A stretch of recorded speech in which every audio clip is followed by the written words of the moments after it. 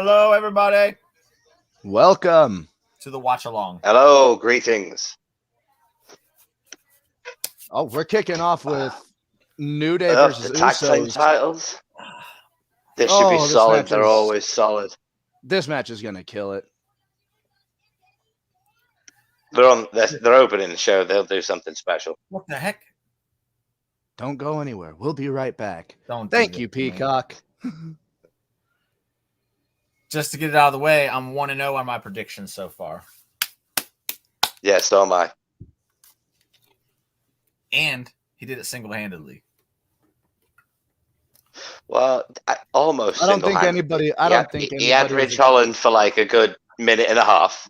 I don't think anybody was expecting Ricochet to break his nose.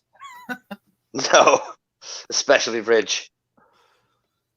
Well, like I was just telling Nick here, the dude I was talking to, he did. He's like, Ricochet doesn't even belong in the ring. Yeah, I was just started to tune into the statement. kickoff show, and you two are just like, yeah, Ricochet broke Ridge Holland's face. Hello, Chris. Evening, Chris. Hey, Chris. Let me pull this up. Day 1, or as Miz calls it, January 1. Or as it shall be known after New Day wins tonight, the new day. New Day one. New Day Day 1.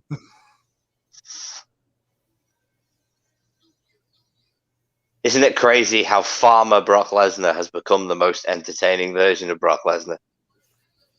I love it. Like, who else could get away with wearing dungarees and a checkered shirt in the WWE that isn't portraying a farmer gimmick and get away with it? What, do a full-on Anderson? Denim full denim tuxedo. The full denim tuxedo like Arn Anderson. That is one of my favorite attires of all time. How much do I have to pay to get you in a denim tuxedo, Jimmy? I don't do denim. It's not happening. Come on, Jimmy. What if it was for charity? What? What if it was for charity? What charity?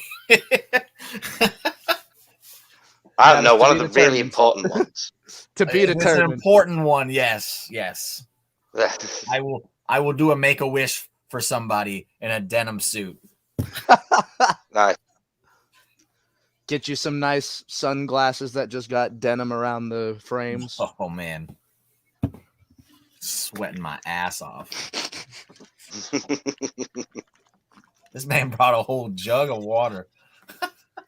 This is my carry around water bottle.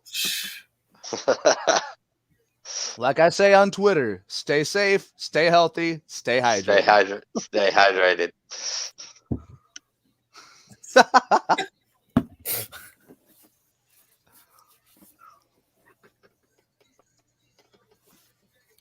What you got going on? This is a long ass promo package. Yeah. This was all done in the pre-show. Why are they doing it again?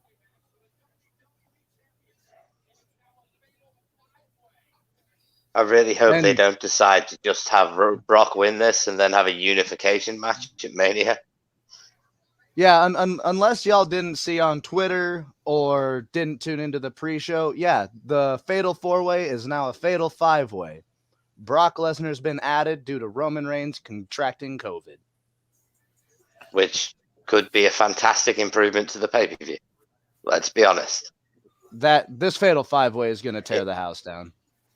It's going to be very unpredictable now. There's a good chance that Brock could eat everybody alive. It just got more entertaining just by adding Brock to it. Mm-hmm. Yeah. We get Brock versus Bobby. Come on, guys.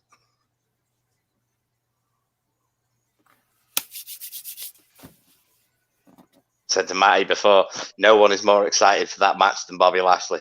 Yeah, no, Bobby Lashley's sitting backstage going, yeah, come on, give me Brock. Give me Brock. He's just busting out like push-ups, crunches. He's going out there looking the best he can. Yeah.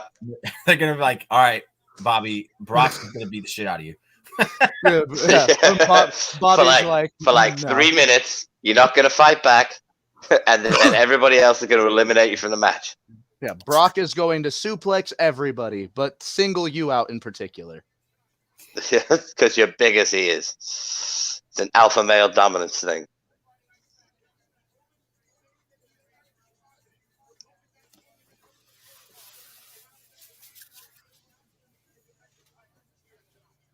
There's a lady in the crowd that. I mean, on a different note, Roman's immunocompromised, so I hope he's okay. Yeah, absolutely. Yeah, that's what me and my brother were talking about that the moment I saw it. And best wishes to Roman. Please be safe. Stay healthy. Yeah, without a shadow of a doubt. Oh, that match is gonna be insane. That's gonna be good. I'm excited to see Big E and Brock. How much do you think this will elevate Big E if he wins? Immensely. Not that Brock Immensely so. Yeah. I mean, nobody's pinning Brock. I think we can all agree on that. No. Nobody's pinning Brock Lesnar. And I agree with you, Jimmy. I don't think they're going to change the finish. I think they're still going to stick with the same finish they had planned. They don't need to change it. They can just give Brock 5 minutes to beat the crap out of everybody middle of the match. Yeah. Who do you guys have for this match? Because I don't think Bloodline are dropping the titles. No, Usos for sure. Usos, man. I got Xavier Wood going on a singles run into WrestleMania and winning the IC title at WrestleMania. I could see that. That'd be good for him. I can really see that. Be good for the belt. Because let's face it, as much as I love Shinsuke, they have done nothing with him as Intercontinental Champion. They don't know how to book him as a champion. No, they haven't got a clue. Xavier, it'll be good for Xavier. He'll get it on that G4, get it some exposure. Yeah, creative minds. It'll be huge. It'd be huge for Xavier, and it would help them out big time. Yeah, consecutively. I don't think I've talked about it at all, but I've really dug what Jimmy's been doing with that half of his head being red. Yeah, it looks cool. I think he got it redone before the show because it looked clean tonight. Oh, what we got here?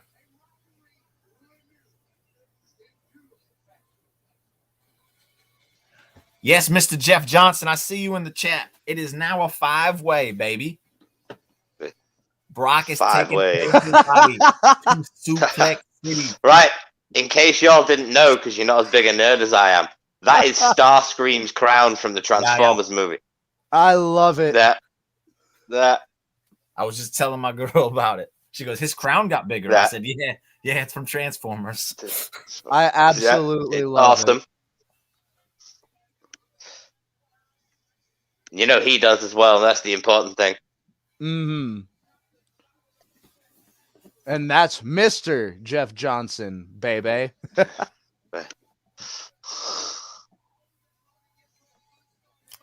Listen here, JJ. Oh, Chris saying Seth gonna win.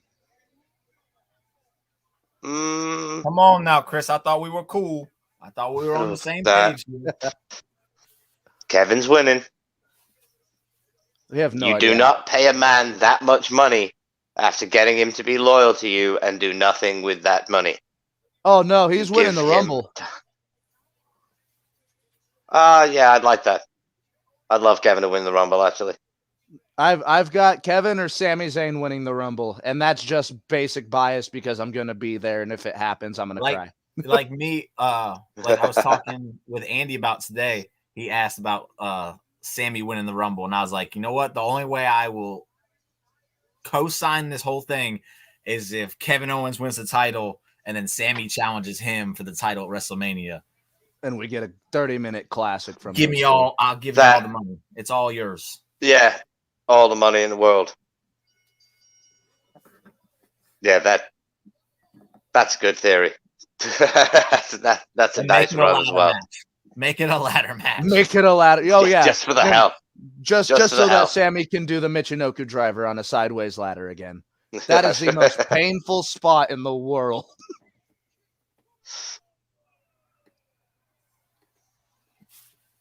King Xavier, baby.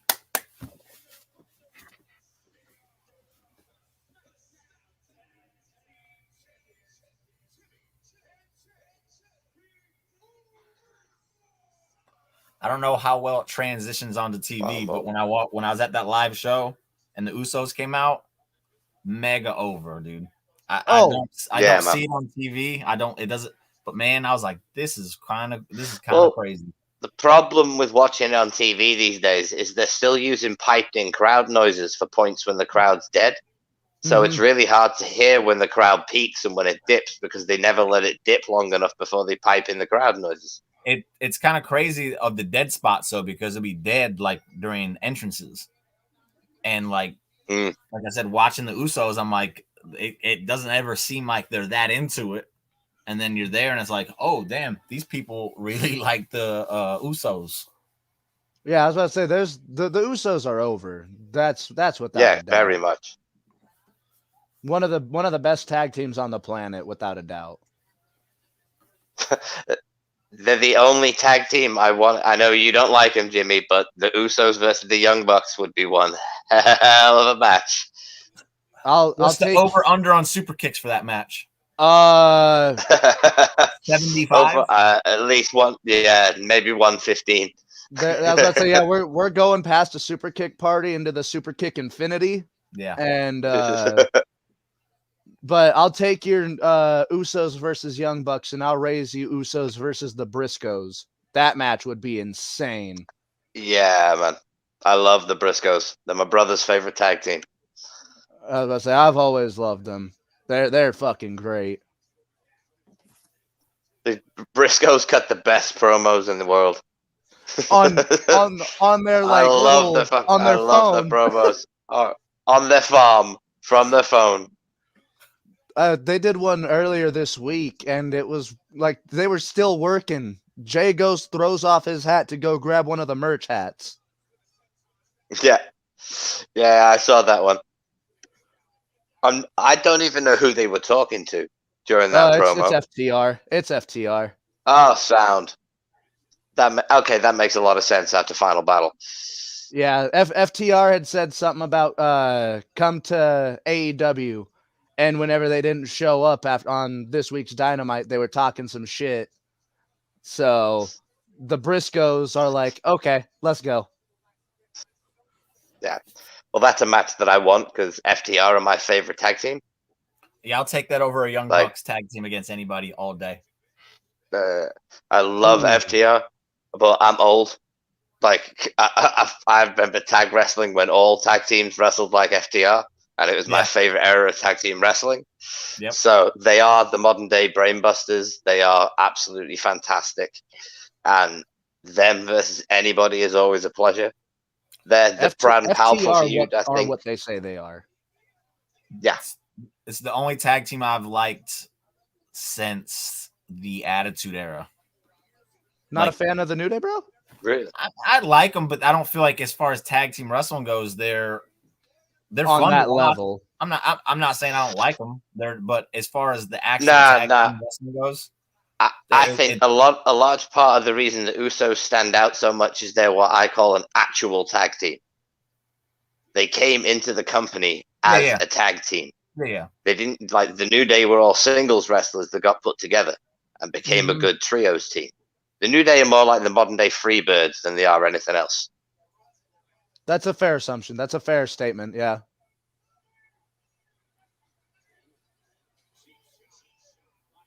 I 100% see what you're saying, Nick. Yeah. But when I'm watching like actual tag team wrestling, there hasn't been a team like FTR in a very, very long time. No. So it's been hard to very long time tag team wrestling. And they're able to like make their style work with anyone. Yeah. Like the Lucha Bros, for example. They're able to like take their high flying lucha based style and the lucha tag rules, and they make a mockery of it while using that amazing sound technical style that FTR has. Well, you go back to that amazing triple threat ladder match they had at TakeOver Brooklyn with DIY and Authors of Pain. And I mean, Authors of Pain were green as money during that match, and FTR made them look like they were gold. And that's hard to do at the same time as putting on a show and doing all the spots with the other experienced team. those guys can flat out go, and they do it in such a way that they don't have to change the core of what they are during the match. And again, Doesn't matter who they wrestle. Anybody.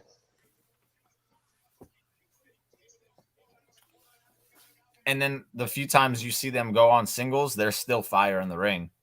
Yeah. I like how they can transition to that. Cash Wheeler is one of the Dax most underrated singles wrestlers. I think Cash is more underrated as a singles wrestler than Dax is, because no.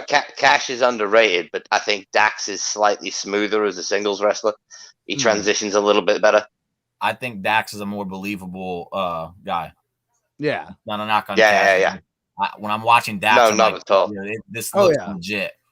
Oh yeah, Dax is one of the best brawlers, no matter he's a singles or a tag wrestler. He's able to make everything he does look believable. It might be a bit before your time, Matt, but do you remember Magnum TA, Jimmy? I do know Magnum TA. Okay, well, shave Magnum TA bald, and you've got Dax Harwood. Yeah, that's another very fair assumption. Yo, I just caught on Usos wearing that that looks like the Kevin Nash pants. Outsiders. Yep. Yeah, it does.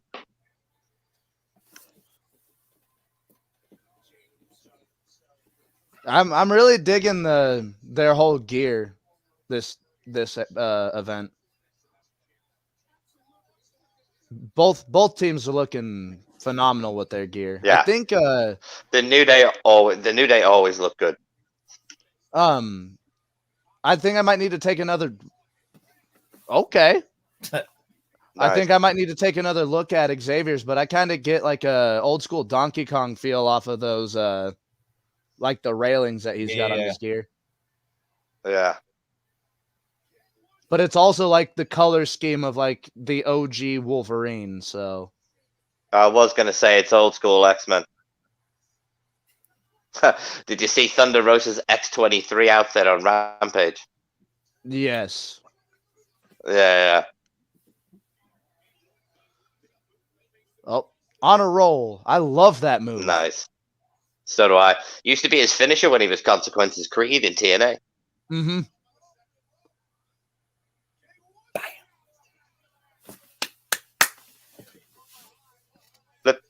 If it wasn't for Sami Zayn, Xavier probably would have got like one of the most underrated wrestlers of the year. Lovely. Yeah.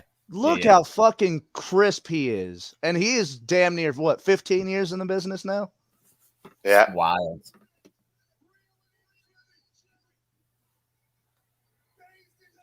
Come on. If he was like 8 inches taller, he would be a cradle shot to them. Yeah, completely. Thing is, if he was that much taller, he probably wouldn't be able to do what he can do. But it's his charisma that I like. Oh, yeah. It would make him a top talent star. But I was about to say, he's one of the best talkers they've got. He's natural. I hate the short people stigma so much. No, I do too. It is there, though. So do I. I don't pretend it's not. Yeah. Especially in WWE, it's where the big boys play, as they used to say in WCW.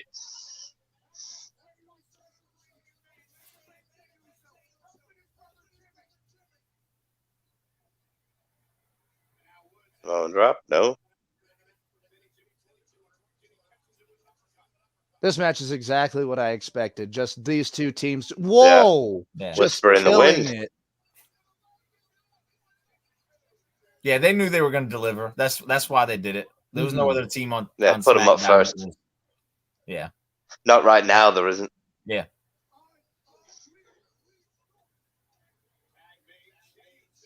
Yeah, they kind of put all the tag teams on Raw, didn't they? Yeah, but Vince hates tag team wrestling. That was nice.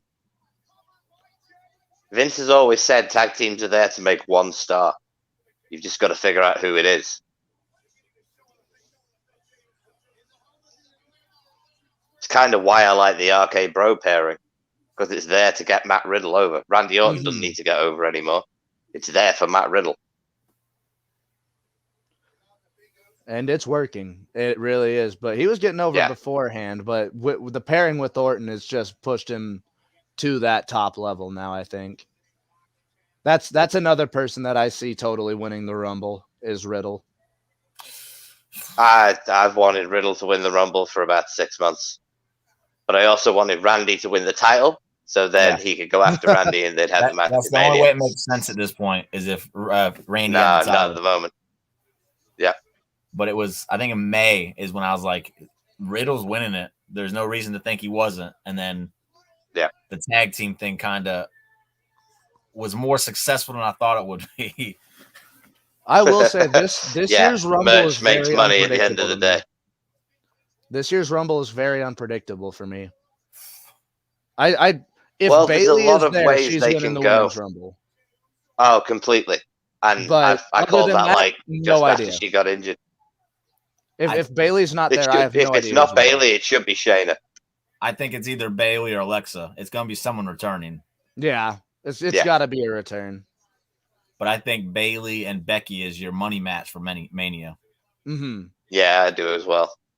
And then men's, I've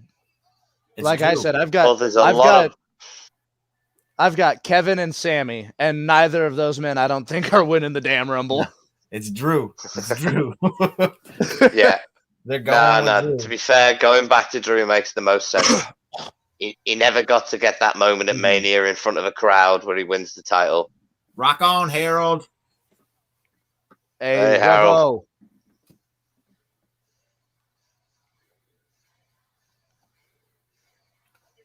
Oof! Oh, nice. Super kick right to the jaw. That was mean. Let that be the finish. Let that be the finish. Done. No. Wow. I thought good. that was it. That was clean. That was so good. That was good. Look at this guy in the front row. He goes, that was 3. That was 3. That was so good. Don't replay the splash. Replay the kick. I don't want to see the splash again. Yeah, I want to see that super kick one more time.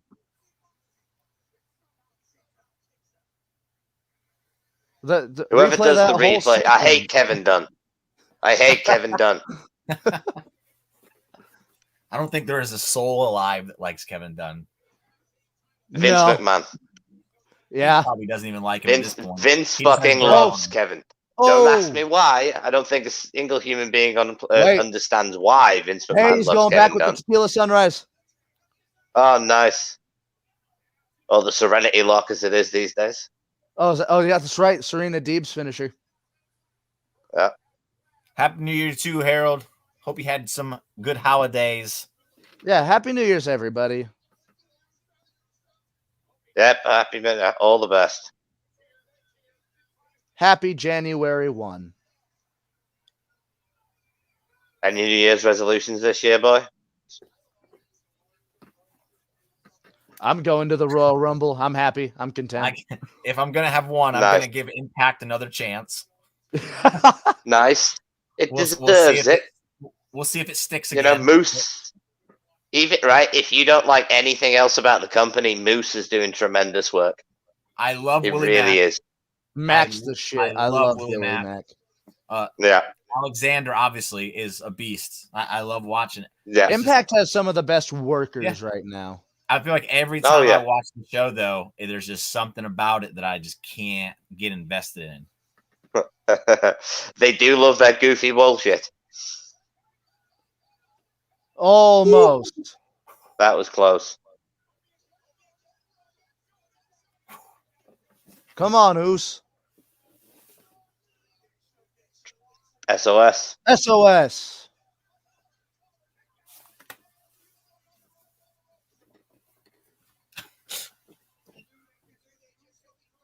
This is one of the better crowds WWE's had. Oh, yeah, they are hot. They are hot for this show. It could be this match because of how damn good Usos versus New Day always is. That's true. Kofi looks exhausted, man. Oh, yeah. Well, I'm dude, not surprised. that sequence was just Kofi going, okay, I'm going to roll. Okay, I'm back up. I'm going to roll. Okay, I'm going to roll again. Yeah, I was about to say, I'd be winded after the first set of rolls. Man, Harold, I've been growing a beard since I was 15 years old, man.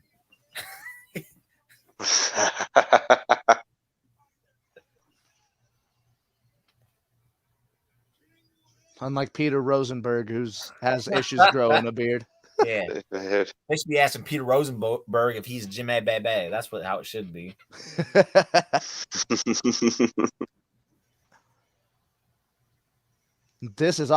That's actually a really packed crowd. Yeah. Which is nice considering how much trouble they've had with ticket sales. They opened up more seats before the show too. Did you see Xavier take that bottom turnbuckle bump? Oh, nice. Yeah, I did. Super kick. That man said, "Wrestle beardies." Nah, bro. Nah, hey, after the Royal Rumble, I'm shaving this off and I'm probably getting a haircut. This is too fucking much. No, I get my haircut like once a year, and it always gets to a point when I'm like, it's too fucking long, man. It's too fucking long. Man, this match. They done got me 3 times. Yeah, dude. Yeah, same with me. What? Yeah, I got some of that color too, Harold.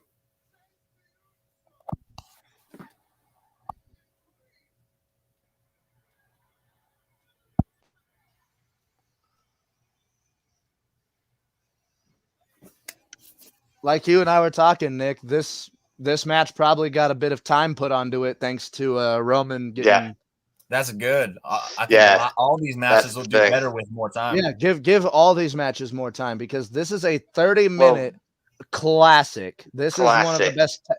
Let's say first show of the year on the first day of the year. Yeah, and this is already one of my favorite matches of the year. That was clean. Shot. Super good. Tag out. Not Xavier. Super kick. Boom.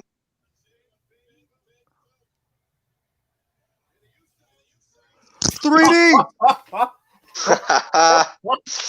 What the fuck? Oh man. Yeah, 3D. Nobody kicks out the 3D, baby. Nobody kicks out the 3D. The most protected tag team finisher in the history of the business. I would have loved to see him kick out of the 3D just to see Bubba Ray lose his fucking mind. Heat. He would have got insane. WWE now has heat with Bully Ray. Right. Everybody else already has heat with Bully Ray. They might as well add themselves to the list. Man, that would have been nuts. That was a hell of a match, guys. That was awesome. What a good start. If you expected anything less, people, you don't know anything about these guys. Yeah, New Day and the Usos. Yeah. They will always deliver every time.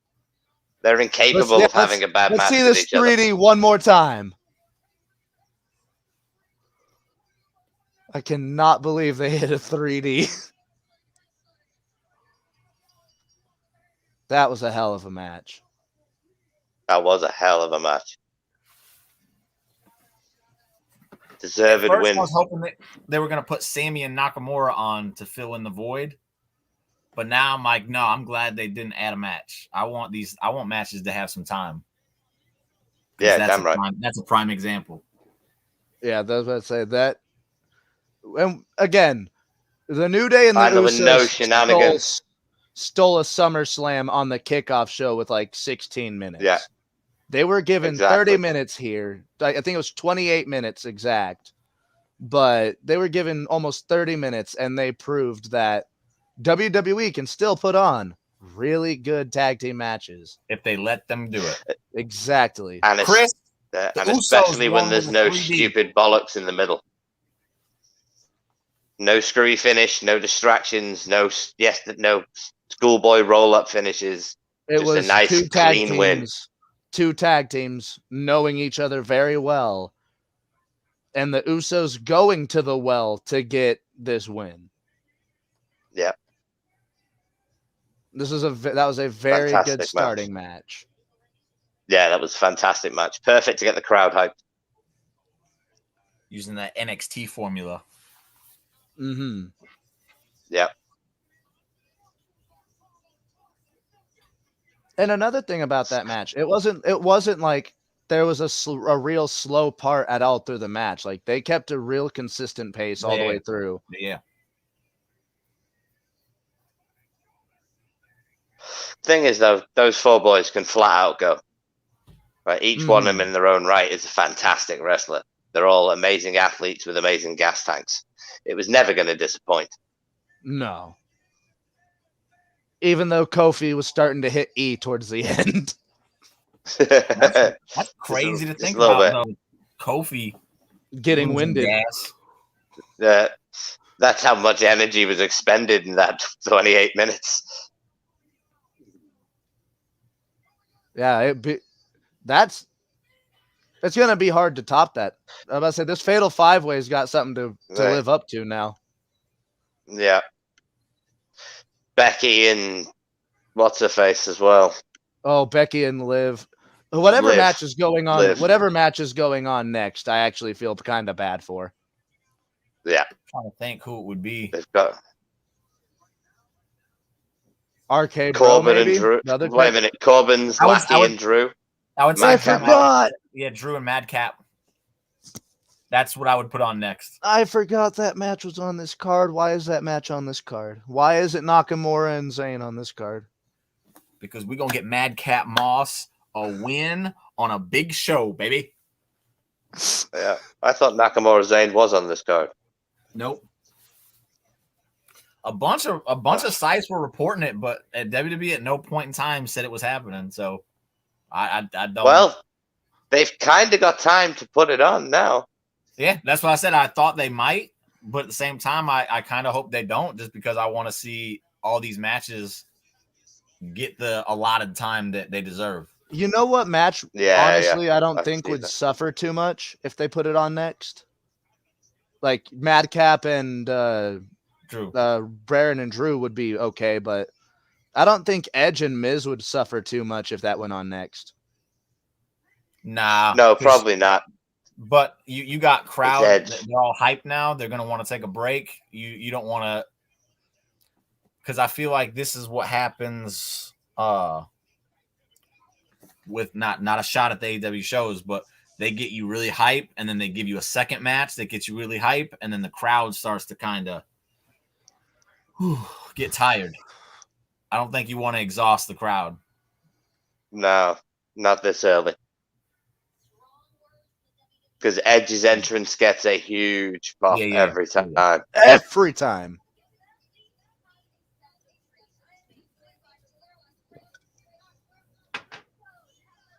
I really hope that we. Oh, okay. Oof.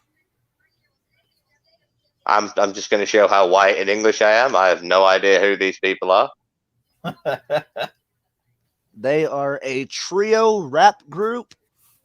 Only reason I know this is because I play Madden, and they were in Madden for some reason. So I had to look up who they were. I think my son listens to them a little bit. That's all I know.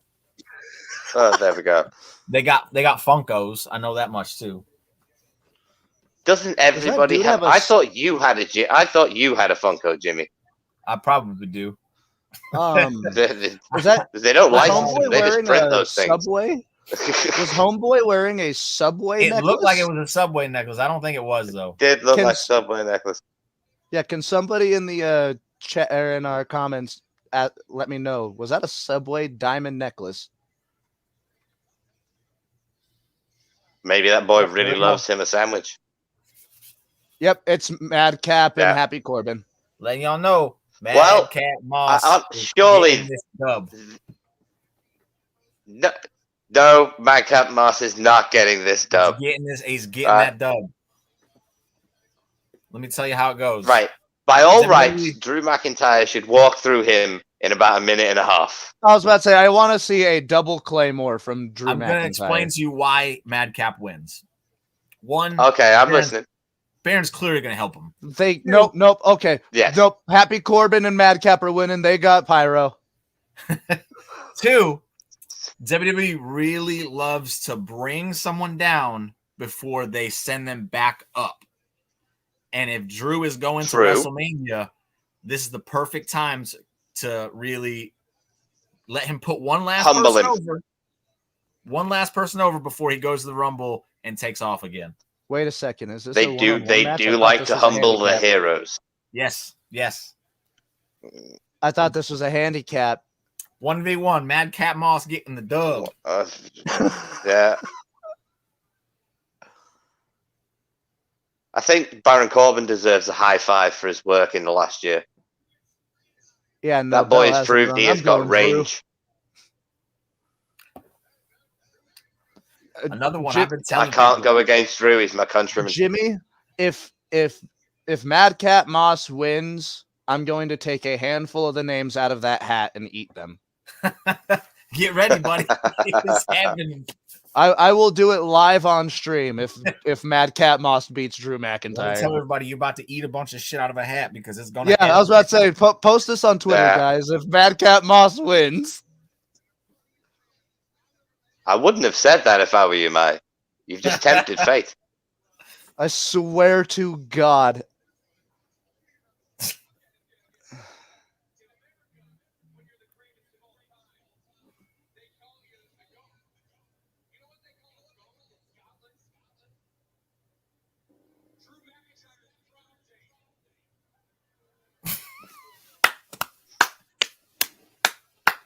Oh, they get worse every week.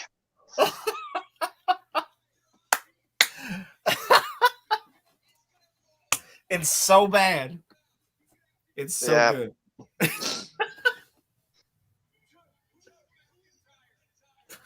This is fucking terrible. Oh, God, this is so bad. Can we hit an end of Please, days kill on him this quickly, segment, Drew. please? Kill him quickly, Drew. Kill him quickly. But can Drew? Those jokes are bad. Just think of how you're gonna feel when Madcap Moss gets a victory over Drew McIntyre. It's not, Jimmy. It is not happening, baby. It's just not happening. Yeah, I'm gonna make this on. I'm really concerned that it is gonna happen now, but I can't go against Drew. I've met the man twice. He's a lovely human being who absolutely terrifies me. I cannot possibly bet against him.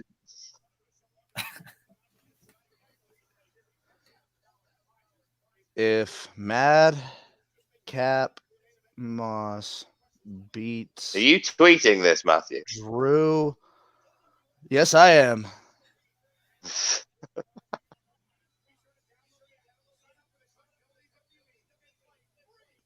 I will eat a handful of names live on stream. Sent. Now, is it wrong that a little part of me is praying that Madcap Moss wins this match? You're a dick. You can thank me later. You can thank me later. It is now on I'm the English. ether, I just love self-deprecating humor. It is now on the ether. I have said it. Drew McIntyre, please end this in 2 minutes. Oh, lose, Drew. Please lose. I Hit a don't want to be fucking wrong, Claymore but... and be done with it. Here we go. I'm gonna get this out there to the world too.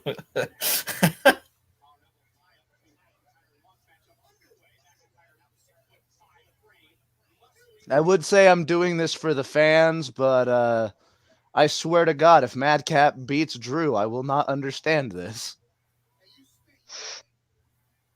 No, that'd be you and me both, mate. This is a man who beat Brock Lesnar in under 5 minutes. Yeah, with a fuck ton of claymores that he got off in quick succession. That... He's never faced a man like Madcap Moss before, though.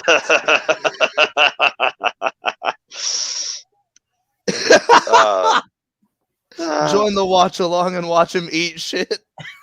Yeah.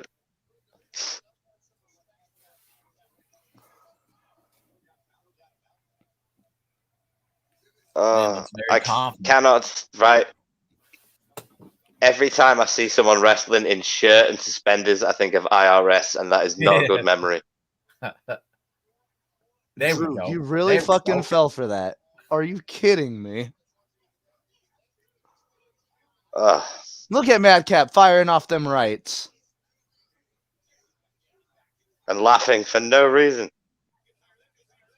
Can somebody tell me what a Madcap is? What he's wearing, the hat that he wears, I think. But he didn't come out with a hat on. Yeah, he doesn't wear that. No, much. it's 19. No. It's 1930s slang for a trickster or a comedian. He is a comedian.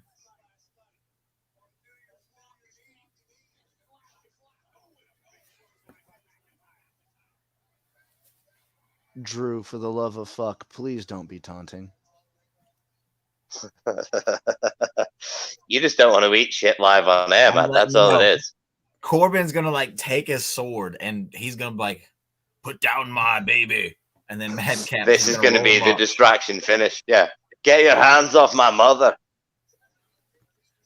That was made from the Loch Ness monster. Get your bloody paws off of it.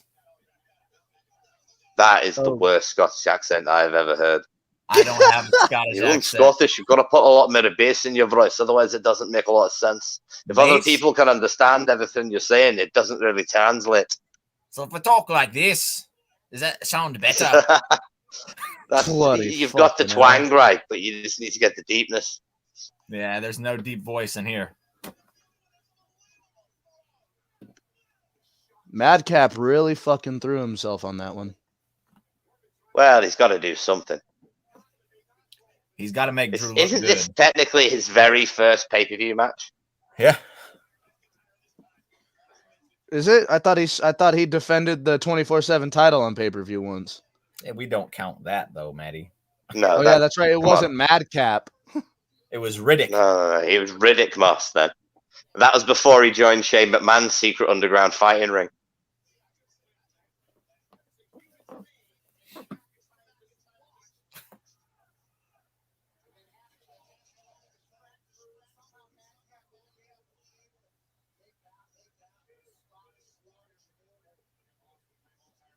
Here we go. He's picking them apart now. I see sweat. I see sweat coming off Matty's forehead right now. It's glistening. It's glistening with nerves. Like my face is hurting from like smiling, but this is like, I swear to God. Is it a nervous smile, Mike? This isn't even me worried about eating a handful of paper. This is me just, what are they doing? I hope Madcap Moss is one of the names on those papers. I'll tell you every name I eat if you want me to. Come on, Drew. Here we go. Woo!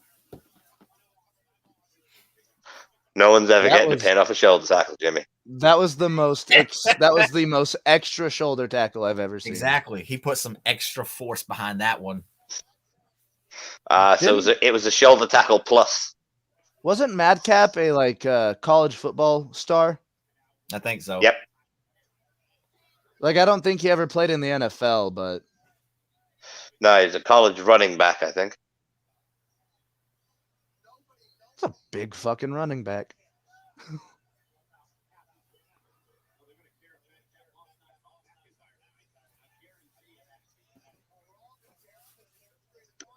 Take in mind, I know nothing about American football, so it's a shell of itself. It's not worth watching anymore. That's all you need to know. It really ain't the same. Oh, that had the exact hurt. same about British football. That really had to hurt. Dude just took his whole shoulder into that turnbuckle. Here it is again. Fuck. That's right, Chris. It has been more than 2 minutes. Madcap Moss ain't no chump going down like that. Chris, I don't want you bringing up the time right now. I just want this match to be over and done with. He's ready to eat that paper. Matty's hungry. Yeah.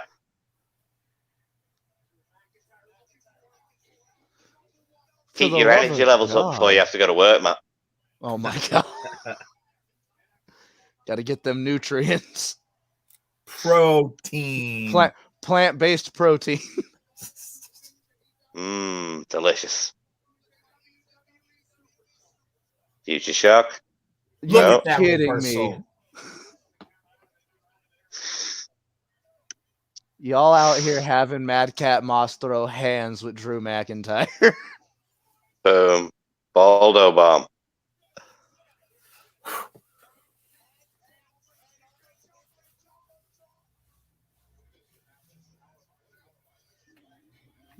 Damn, he got him up there. This has been a good match. I'm not going to lie. It's actually been doing pretty good. I don't think anybody was expecting this. So. No. It's a lot. He's come a long way from his time teaming with Tino Sabatelli in NXT. Yeah, a long way. Ooh, he caught him. Nice. That's impressive. Yeah, kept his balance too. And Drew ain't no small guy. No, he's not. No, Drew's like 6'6" and built like a brick shithouse. So the fact that Madcap didn't just fucking go is impressive. Well, he didn't tear a quad, so. Yeah. That was very smart of him to turn into the turnbuckle. Into the turnbuckle, yeah. Yeah. Whew. Could you imagine if Drew won with the fucking roll up?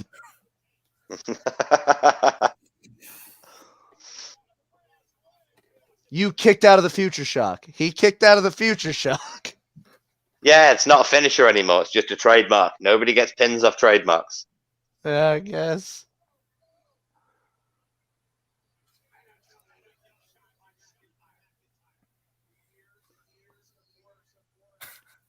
Oh no, it's coming. You know, the more I think about it, the more I get sad. Walter would probably never get too over in WWE, seeing as I don't think he's got a genuine finisher other than a clothesline or a powerbomb. Technically, his finish is a sleeper hold. It's the sleeper hold? I think he'd get over. Yeah. Walter's the perfect big man wrestler. Have you seen him? You ever seen Walter live? Yeah. Have you ever seen him live? I have seen him recently. I've never seen him live. I wish I could see him live. I went to the first Dragunov Walter. I went to the first Walter Dragunov match. You said that was live, and I was ringside. Yeah, in Progress Wrestling, and that was the greatest live match I've ever seen in my life. They beat the holy living hell out of each other. It's an absolute pleasure to watch.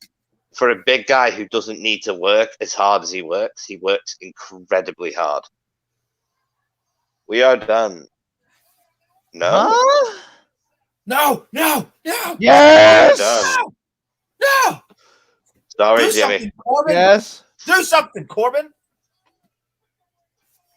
That's it.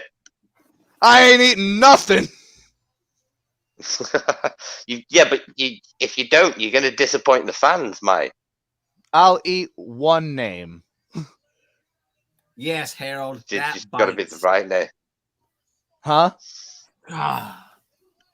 Harold said that bites. I agree. Jimmy, you just don't like being wrong. But I'll admit when I'm wrong. Doesn't mean you have to like it, though.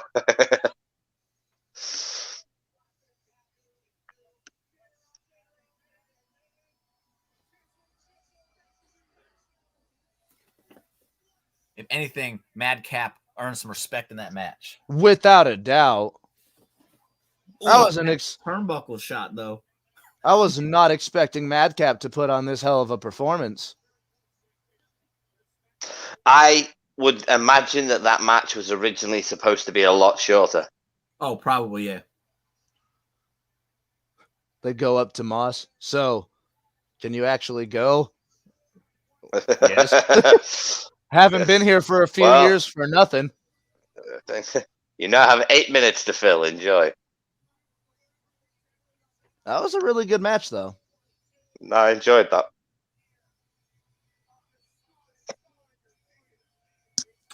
That's nonsense.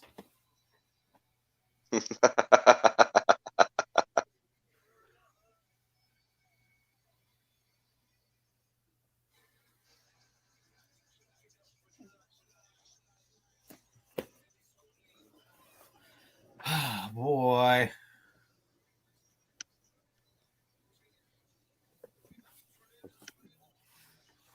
What does Goldberg's shirt say? Who cares? Not who's next. Who cares? I'm on an advert for the shop.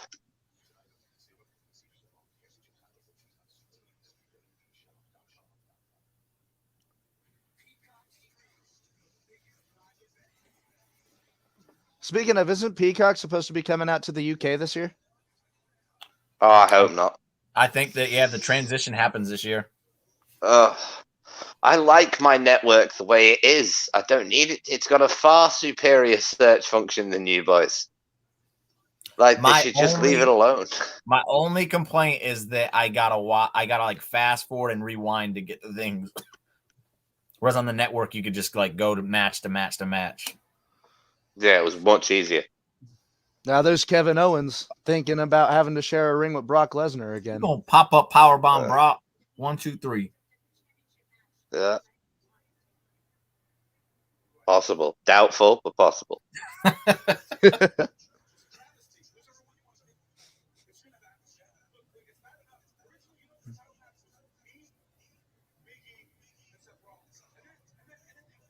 Just saw someone on Twitter say that the first 2 minutes of the pay-per-view has been meh. That person is meh. I was about to say, how are you gonna call the Usos versus the New Day meh? Meh. That match was tremendous.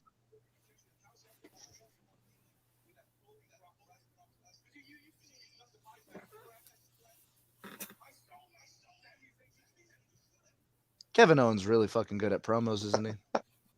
Yeah. He's name dropped Sammy. Yeah.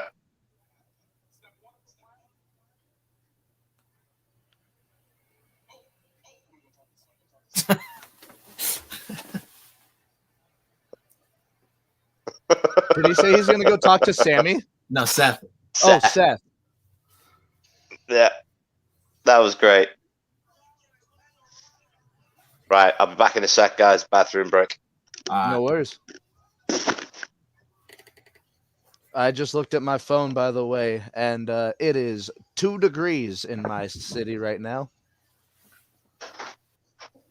He just name dropped Sammy. Who does Sammy have beef with? Brock. Sammy helping Kevin Owens win the title tonight. Dude, if KO wins the title tonight, I'll be so happy. I'm not going to shut up for a month. I'm not going to shut up till after WrestleMania if Kevin Owens wins the title tonight. People telling me I'm crazy talking about he's going to win the title. Kevin Owens is the man.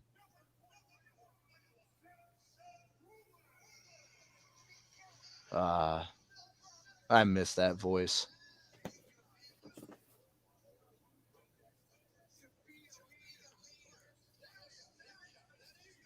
Oh.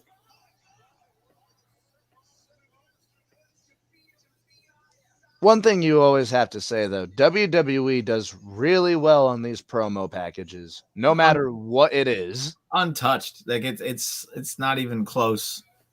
It could be the worst rivalry. Like, I did not enjoy Bobby Lashley Goldberg at all, but that promo package got me invested in that match for Crown Jewel.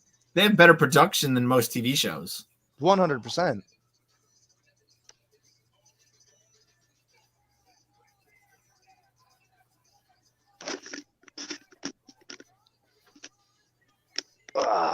Sorry about that. No worries. Welcome back. Still just carrying on with the promos. Like I just told Matty when you left, Kevin Owens just name dropped Sammy, and Sammy has that beef with Brock. Yeah. Sammy helping Kevin Owens win the title tonight would be. I would be happy to see that. Beautiful. I was about to say, this It will would be be the amazing. happiest. This will be the happiest YouTube live stream. And then it makes Sammy winning the Royal Rumble make much more sense. Yes, it does. I'm letting you guys. I'm gonna be so sad when it doesn't happen. You guys, I will take a live reaction of my reaction of the final two, and yeah, no. If Sami Zayn wins the Rumble, I will cry tears of joy. I will be a very happy boy if Sami Zayn wins the Rumble. He's never got his just desserts since he's been in WWE. The last year's really shown his character work off, but not his in-ring work. And he's been there forever. I don't think WWE has ever allowed him to really showcase his in-ring. NXT, no. Yeah. On the main roster, they have not let that man do nothing. No, not a chance. What did you pick for this, guys? Okay, bro. It has to be, right? It's got to be. Unless this is the night they decide to split them up. It's got to be. The Profits would be a good team to take the belts till Mania. Yeah. Is Montez looking more like a little heel with this new look? He's looking he's looking a little harder. Yeah, a little bit. But he's also been keeping. To be honest, he's looking like the third member of Private Party. He's been keeping up his appearance. Like, he is really in shape right now. Oh, yeah. Since he got back from that injury, dude has been on another level. Well, he literally has the best frog splash in the world since Rob Van Dam. I think it's better than RVD's. I think it is. The height he gets is insane. I'm sorry, Rob, but it blows my mind every time I see Tez jump off that rope.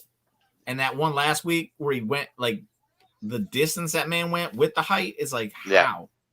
One of my... I don't know how he doesn't off his ribs when he makes an impact. Yeah. The, what is it? Come on, Randy. His over-the-top rope dive is nuts. The topic on him up.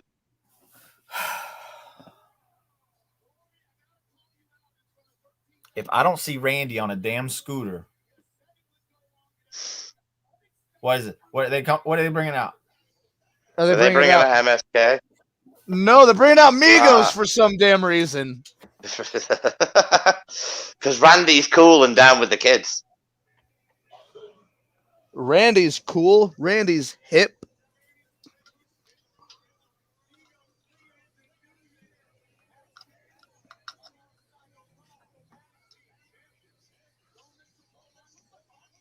Well, if Migos came out, anybody that thought they weren't winning should now think that they are winning. I think I know where Riddle and Migos came from. Same place I came from before the show started. Little place called Cloud 9. Mm-hmm. Did you hear the story about Randy, him and RVD? At the beginning of every year. What's with the fucking birds? At the beginning of every year, RVD and Randy would pay the $10,000 fine for their failed drug tests. Every year. Pay it like, hey, we know we're gonna fail. There you go. Just paying it early, just be like, cool. Hey, can we see one of y'all's necklaces? Does it say Subway? Subway. Do you love sandwiches that much? I'm trying to see. I know it doesn't say Subway. It's the Subway logo. Yeah. Dude out here just. Let's look. Migos necklaces.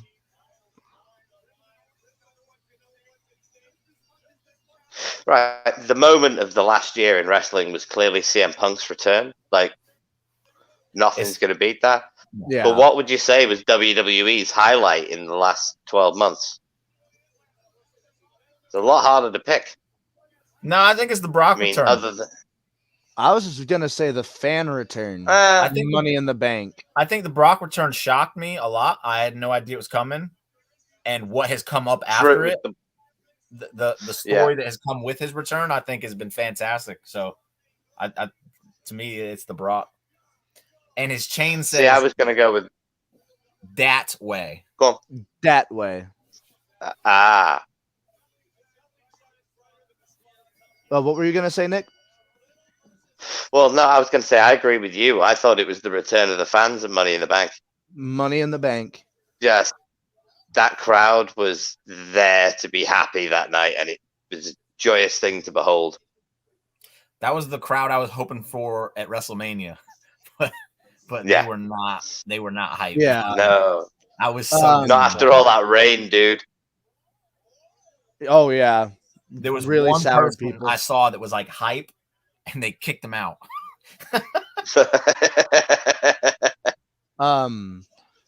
Nice drop kick. Yeah, it would have to be the crowds returning at Money in the Bank. There was 3 moments this year that really gave me those goosebumps that I was talking about during the award show. CM Punk's return and seeing crowds back at Double or Nothing and at Money in the Bank. Yeah. Like genuinely hearing a crowd cheer again just like put a big old smile on my face. For me, my top 3 was Punk coming back, Page's win, and then crowds coming back. Mine was Punk, and Punk.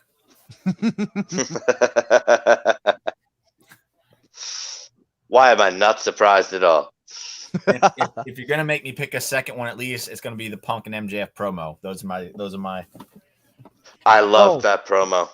Yeah, it that was made me so good. That made me fall in love with the art of promos once again. They are wrestling a bit heelish. Doing the push-ups mid-ring before, now taking the poses. The wrestling heel. I think it works with the Street Profits because they can be confident with their gimmick. Yeah, they can be cocky.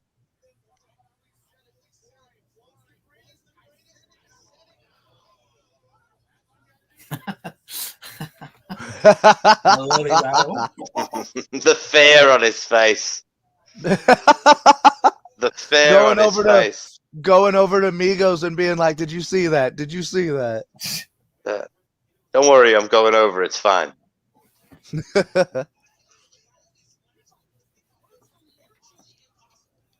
Tez was yelling at Dawkins to tag him in.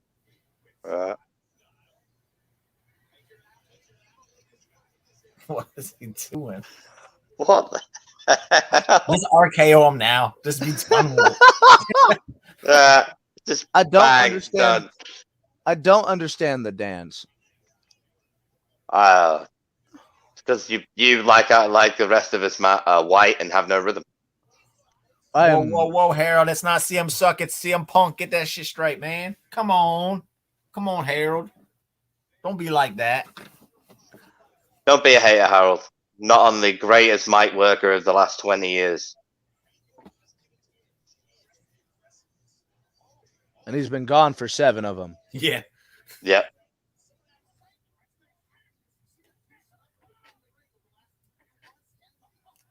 Chris is saying that. Yeah, Roddy Piper him. Chris said what about Bianca? That she made their gear, but that brings up a good point. Does it feel weird to anyone else that Bianca's not on the show? Yeah, a little bit. Like, I don't understand why it's Liv Morgan and not Bianca Belair.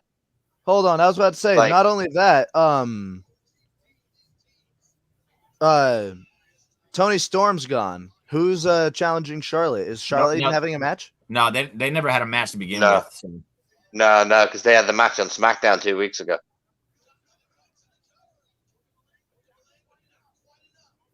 Is I Charlotte don't even think defending Charlotte's her on the title card. tonight? No, Charlotte's don't not think even on so. the show. Bianca nor Charlotte are on the card. Yeah.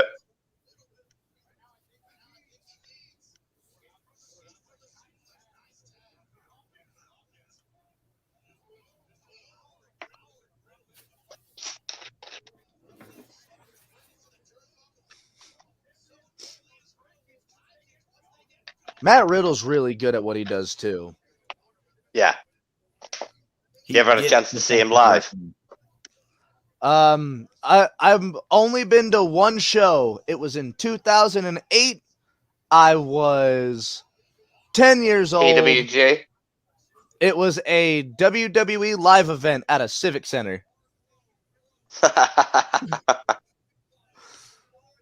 I'm going to the Royal Rumble the end of this month, but I will say, on your question about like New Year's resolutions, I am going to go see a lot of like local indies. I'm going to try to catch GCW whenever they're nearby. Definitely, man. You've got to try and catch GCW before it blows up even more. Yeah, I want to see get them in on live. the ground. I want to see them live, but I've been a big fan of theirs for a couple of years now. Yeah. I got my friend got me into GCW about 6 months ago, and damn, that company's clean. Good. GCW's great.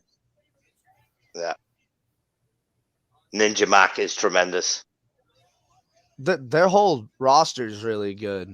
We've actually, luckily, WrestleBuddy, we've actually interviewed a couple of members of GCW. So check out those interviews, by the way. We've interviewed Dark Sheik, Billy Starks, and others. If you try and get an interview with Tony Deppen, that'd be fascinating. I would love to get a hold of Tony Deppen.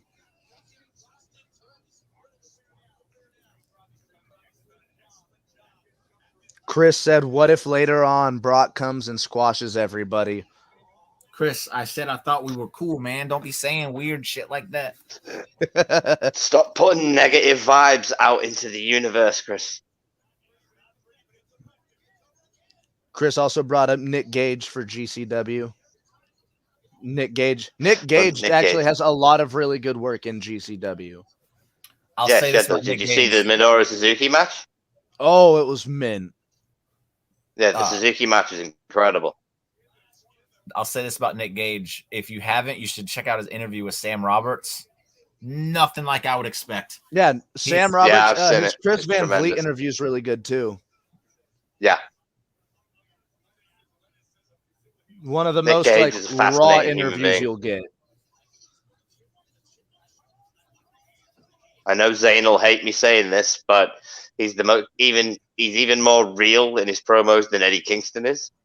Oh, yes, Eddie he Kingston's one big advantage is he's very realistic in his promos, but Nick Gage just is a real person talking in his promos. It's crazy.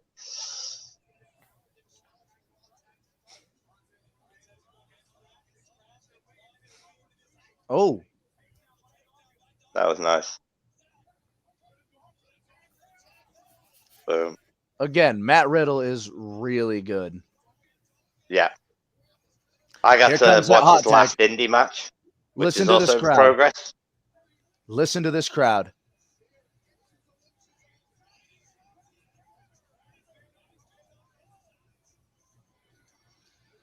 Boom.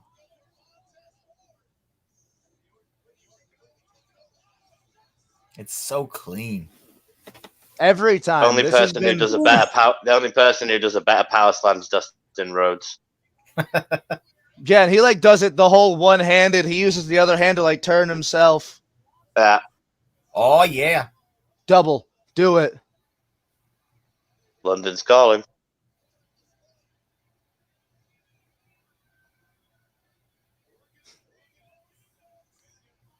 Migo said, do it that way. Do it that way. Why did you have to do that to me, Jimmy?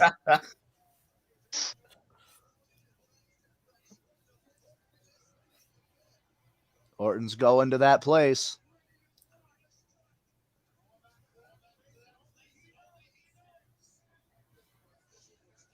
RKO. Oh, roll up.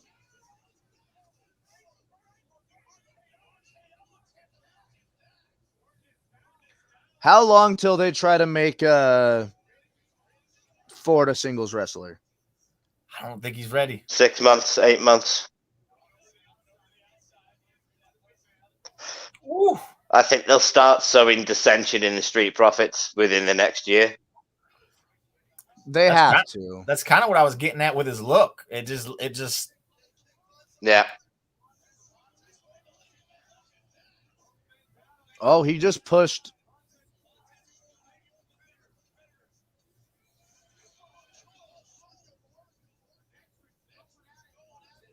He's not wrestling like a babyface. No. Except for that. Ridiculously athletic doesn't even begin to describe it. Nah, the guy's a freak. In a good way. It's like I say with people like Osprey and Ricochet. Man has springs for bones. Yeah. Well, everybody's made of rubber and magic until you hit 30. They just have a little bit more rubber and a lot more magic.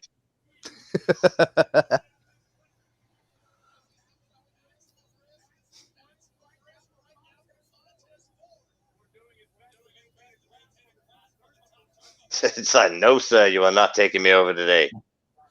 I have a frog splash that I need to execute. He's too close. He's way too close. I was about to say, Nick, why did you have to call it right away? Oh.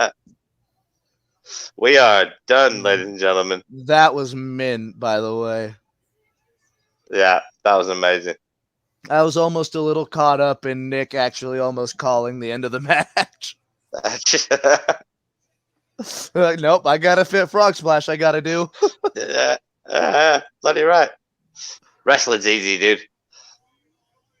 That's why I love it, because at its core, it's just not that complicated. Sometimes predictable is good.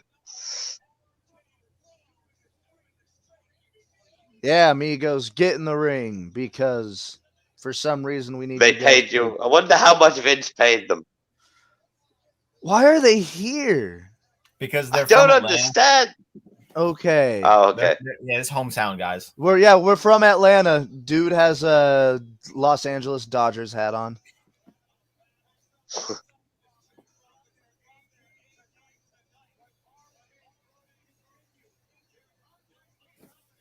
Isn't one of them's Quavo?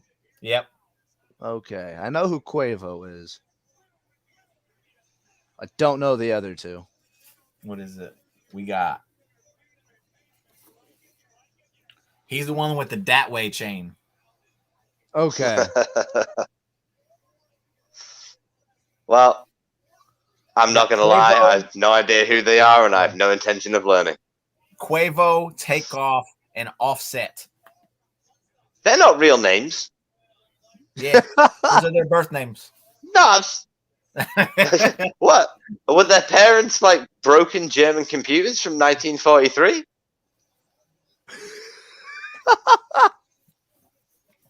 They sound like Enigma codes.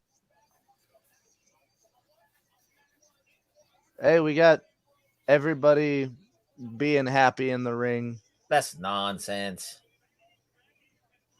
Give me dissension. Come on. Come on. Come on, Tez. Come on. Holding up the one. That's nonsense. Come on. Hit him in the back. Yeah, someone do Clubber him. something. Clubber him. Clubber him now. All the black guys beat up the two white guys. Something. Someone do something. Did anybody else see Ford just crawling on the floor? No.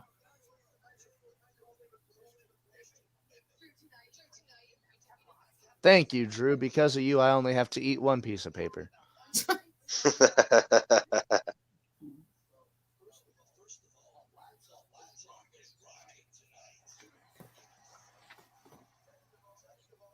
Since we got a promo right now, I'll actually do that right now. Matt's going to eat his words.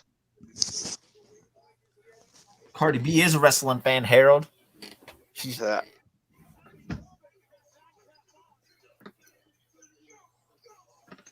Mad Cat Moss back for revenge. It's not going so well. Oh, there we go. Happy Corbin.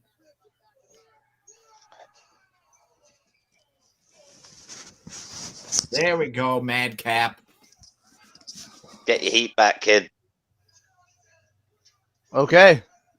They got to Pillmanize him. There we go. They got to Pillmanize him. It's funny now. What in the hell? It's going to Pillmanize him.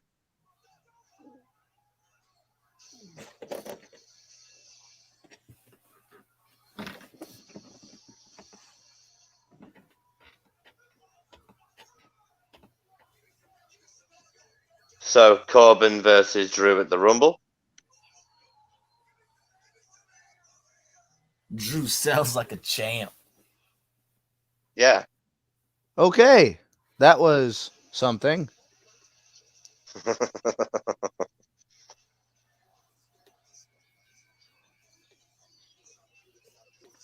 The name I grabbed is Chris Jericho. So Chris Jericho is no longer in the hat.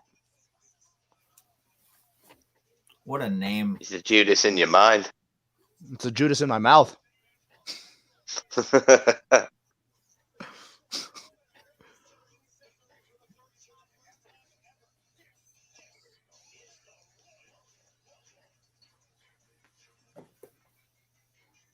And down she goes.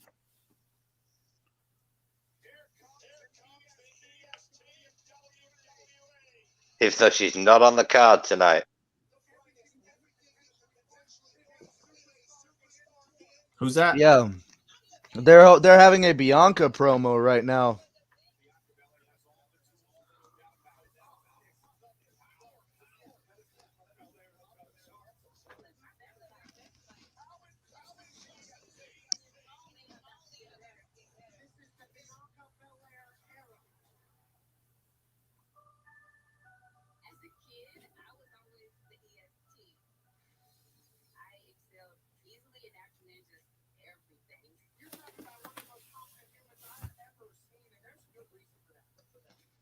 I will say, anybody that runs hurdles, you are better than I.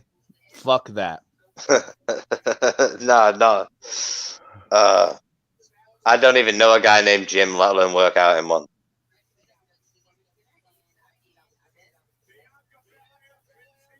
What's this?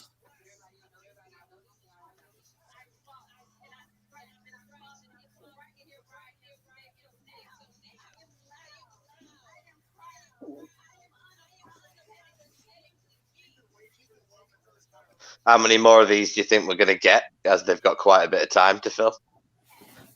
Yeah, it's only been an hour and 18 minutes. Mm-hmm. So halfway through. And this is about the fourth one of these promo packages? I predicted a 2.5 hour show, though. They're right on schedule, I think. Yeah. But nah, Shinsuke versus Sammy didn't need to be on the card. But if Sammy does come out and help Kevin Owens, then it makes sense. To be fair, Nakamura wasn't at the live show I went to. There's possible he might be one of those COVID people. Yeah, you never know. Okay. Yeah, good point. Good point. Because they don't have to tell you who it is that tests positive. Yeah. They just have to say people have tested positive. Yeah. It's their choice whether or not they want to come out and say they've got it. Yeah. They kind of didn't have a choice with Roman. Yeah. They had to explain it somehow.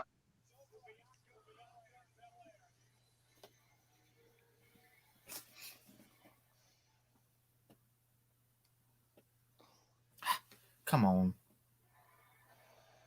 We got Kayla outside of Brock's office. Or locker room.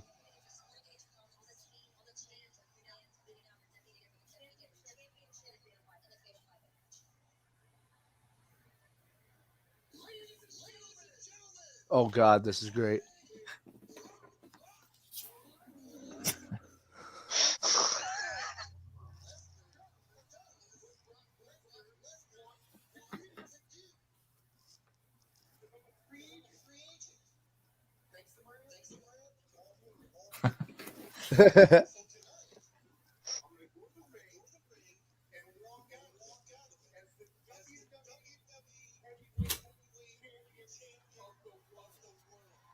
God damn, Brock's got some janky teeth. Thank you so much. It's all that shotgun fucking pellets he accidentally chews when he's killing moose.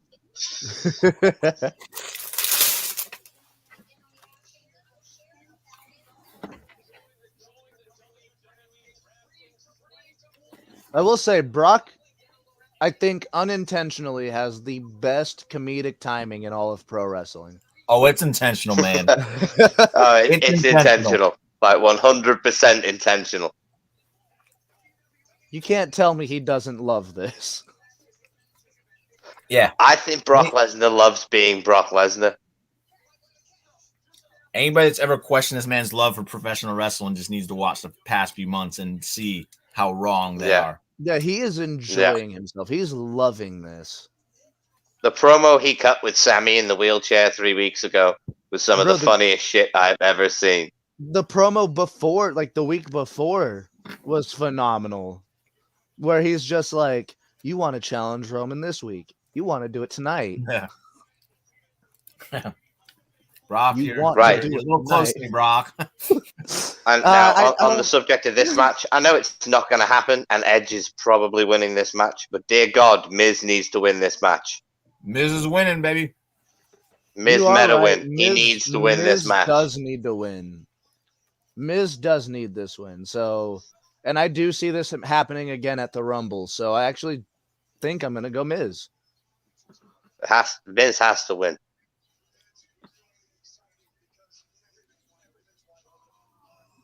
And I think Maurice is going to help. Yep.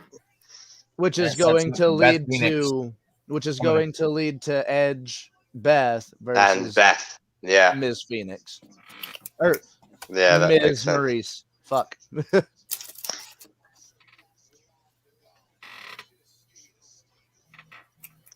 Miz is the modern day honky tonk man. I've said it before and I'll say it again.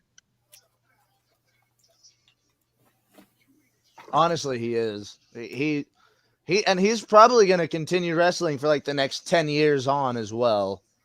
Because easily. He's just that good. He keeps himself that healthy. I'll say 5. He works smarter. He works smarter and safer than anyone else in the company, and he deserves credit for that. And yeah, he got hurt once this last year. Yeah, in what, an 11-year run? Yeah, I was about to say, he deserves a little bit of time off like that. Has it only been 11? He's been around longer than that, hasn't he? It was Tough Enough. 2003? Isn't it like 15? Oh, no, you're right. Yeah, it might be longer than that, actually. I think it's about 15. It's almost a 20-year decade. Shit. Or 20 years career. Nearly 20 years. Jesus Christ. God, I'm old.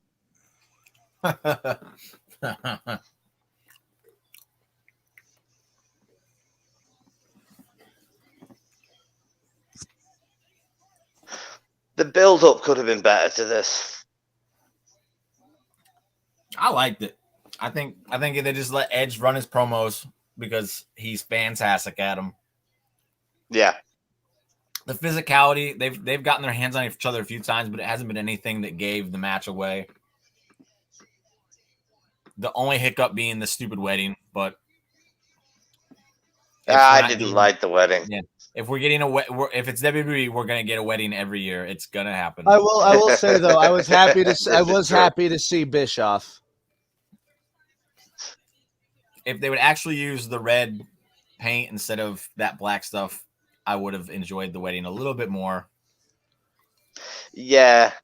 All right, Miz made his in-ring debut. They're PG now, so they can't do blood.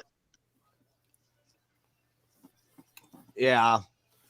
It just made it look like mud, or even worse, shit. Yeah. Shit. But no, Miz made his in-ring wrestling debut in 2003. Miz has been wrestling for 19 years. That's and right. has only been There hurt you go. once. Once in 19-year run. That's That unheard is of. insane. And an absolute professional his Just entire run. unheard of. Yep. I don't think there's ever been a story where you talk about him being a problem. No, I mean, there's the infamous time when Chris Benoit kicked him out of the locker room for eating chicken over people's bags, and he had to change in the bathroom for like 2 years. Yeah, that's on But- them. That's not on Miz. That's them. Yeah. That's on them. That's it. Yeah, No, that fact was like he didn't- rookie hazing. yeah. And the fact that he didn't Yeah. cry like a little baby about it, and he just Just Nah, he went just on got with on with it. it.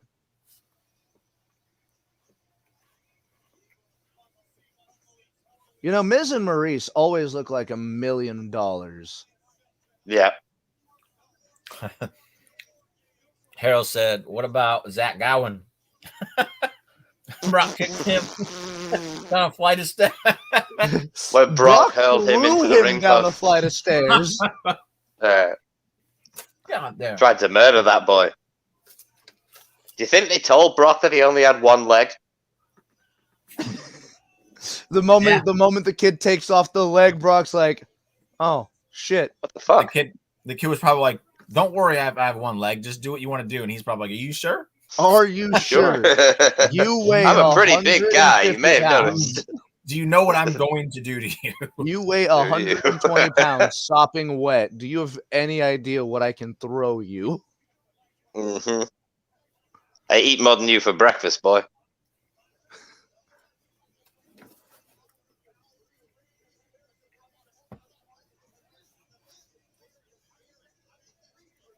With the cookie.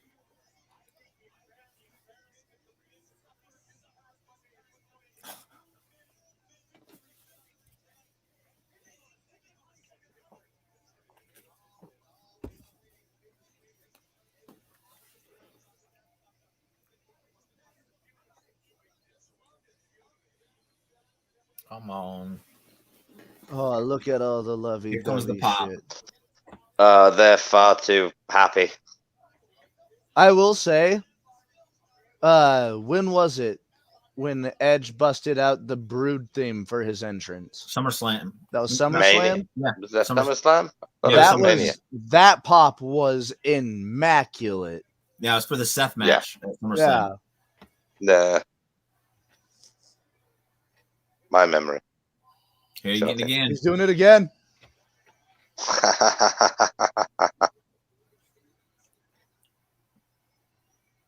One of these times he has to come out with Gangrel, right? Did you hear that AEW was trying to do something with Gangrel? And it was literally like Really? it was literally 2 weeks after SummerSlam, so they scrapped it because it would have come across as copying. Yeah. Yeah, it would have, though.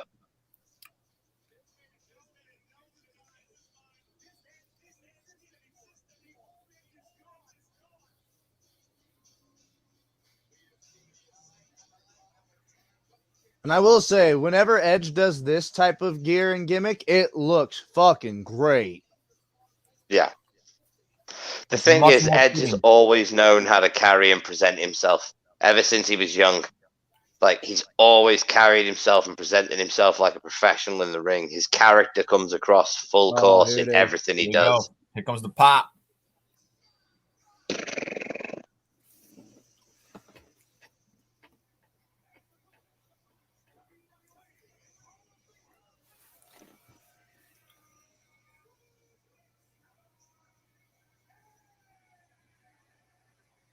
I don't think anybody has the intensity that Edge does in his face. Man, I'm gonna sound crazy here. I think you didn't see it on Raw, but in NXT, Karrion Kross had intensity. Oh, Karrion Kross had Karrion Kross? intensity. Yeah. Yeah. Joe as well. Do you watch, Samoa Joe's got incredible intensity in his face. I just wanted to give Karrion Kross the respect there for a second. Nah, he does, man. Karrion Kross is an intense individual.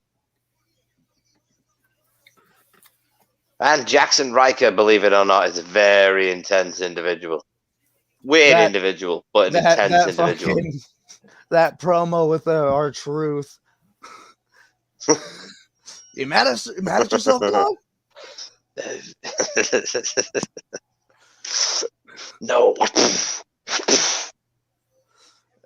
This is battle training intensity, and he's like, oh, okay, well, you have fun with that. Keep that up, dog.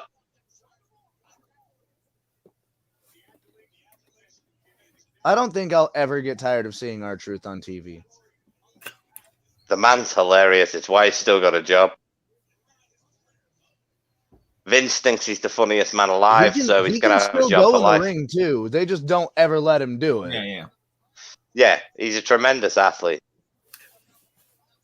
I dream of seeing just at least one segment where we get R-Truth and Danhausen on WWE TV. Oh, can you imagine the memes? I know he doesn't fit. I know a lot of people don't think he doesn't fit, and it'll never happen. He's not going to go to WWE. But if I could just see that one time. That's what people said about Santino Marella. If not, I fully believe Danhausen would fit. 100%. If I'm not mistaken, Danhausen's a free agent. Yep. Tonight. Yep. Yeah. But he's got it. He's got his hands tied into AEW right now, so it's unfortunate. Yeah, the amount of Danhausen signage and makeup and shit that you see in AEW crowds is ridiculous. He was on the Jericho Cruise this year as well, wasn't he? Yeah, it was. And according to Tony Khan, the Jericho Cruise is AEW canon. So yep. Yeah, and one of his best friends, Ethan Page. So yeah, all the ties are there.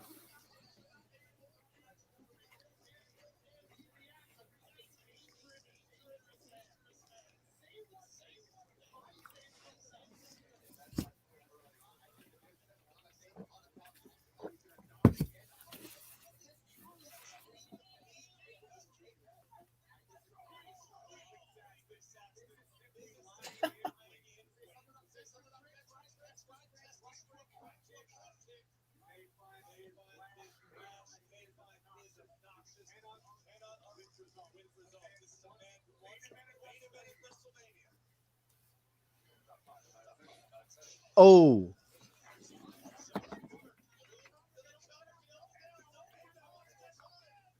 Edge really going for that crossface. It's his new go-to, though. It's the new figure 4.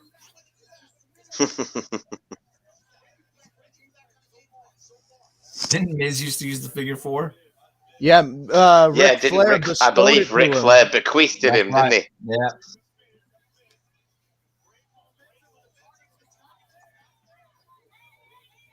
That was a big-ass mistake.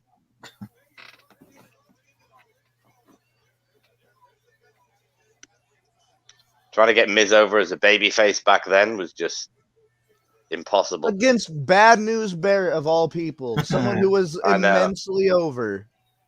It was never going to work.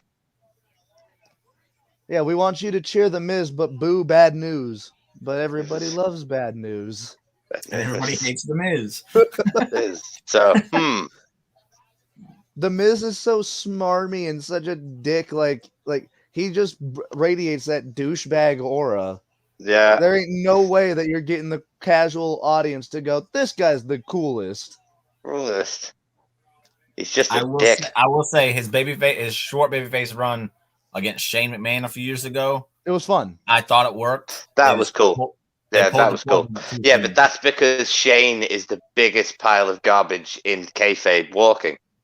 Yeah, but it worked, and I think they pulled the plug on it too soon. The greatest wrestler in the world. Shane. Yeah. So on and so forth. Yeah, just draw it out. Draw it out.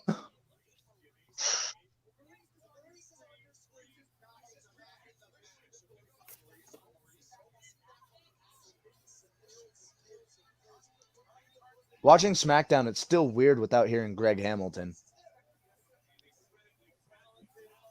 Because Greg Hamilton became Why is such a Kevin fixture in Dunn SmackDown. shortcutting to Maurice every 5 seconds? It is unnecessary and pointless. Oh, you know why they keep cutting over to Maurice. Yeah, because of her chesticles. Yep. That's exactly why. And Kevin Dunn is a Class A pervert. Pervy little beaver is what Kevin Dunn is. With his massive buck teeth constantly clacking on the camera change button.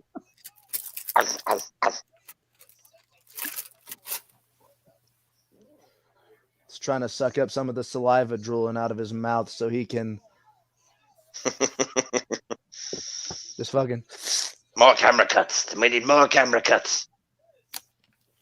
What was it? It was the Becky and Liv segment a couple weeks ago that had, what, 13 camera cuts in 8 seconds? I think they were trying to hide her cheeks because they were out there. 10 camera cuts in 20 seconds. That's unnecessary. Don't need 10 camera cuts in 20 seconds. Black Hole Slam.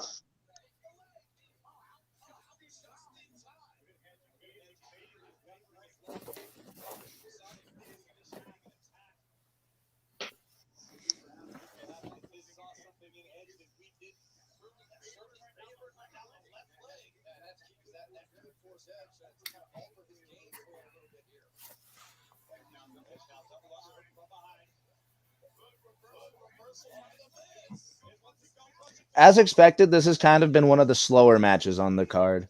Edge's matches kind of start off slow, and then they pick up pace towards the end. Yeah. Yeah, he's a King's Road type of guy. Yeah. I think he needs to cut his hair, though, man. He looks old. Trim the beard a little bit. I was about to say, that thing coming down. Yeah, but And the he dude's in his 50s, styles it- man. he It doesn't matter if styles he it cut his in- hair or not. He's going to look old. I think cutting the hair would help him. That hair just looks so stringy. Bro, Edge's hair was I always think that's stringy, part of though. the unhinged look that he likes to keep, though. The grizzled old veteran.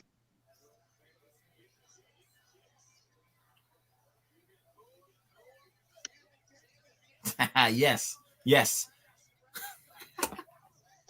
You have to remember the world famous it kicks. Come on, Miz. Oh, wow, that crowd is not happy about that. Not in the slightest. We got Miz versus Edge, Chris.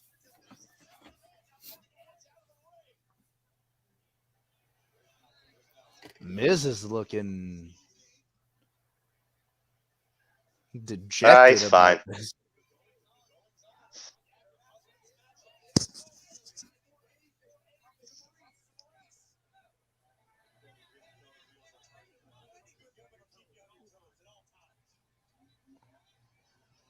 He just needs to spear Maurice, get her out of the way. Yeah. That'd be brilliant. Oh, Execution on the floor.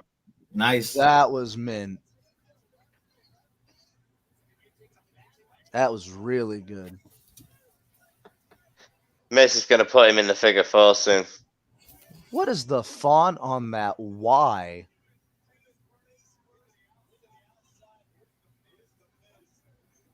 Oh, yeah. Looks like a 9 that's at the top car.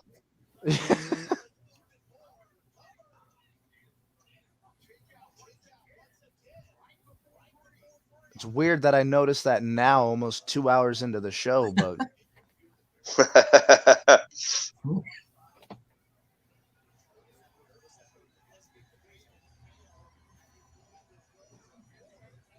Well, I mean, if you think about it, we haven't had much action out on the floor. no, we haven't. Not a lot. Most of it's been in between the ropes. Yep. Just good because I'm sick and tired of walk and brawl.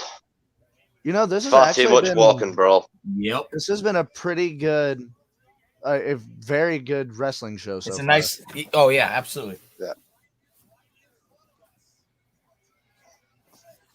I always say, though, as much as the weekly shows are hit and miss for WWE, I think their pay-per-views 9 times out of 10 deliver.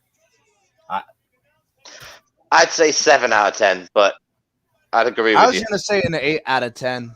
Just because last year we kind of had a few stinkers on WWE's I part. think There's always a couple that, for sometimes reasons beyond their control, don't deliver the way you want them to deliver.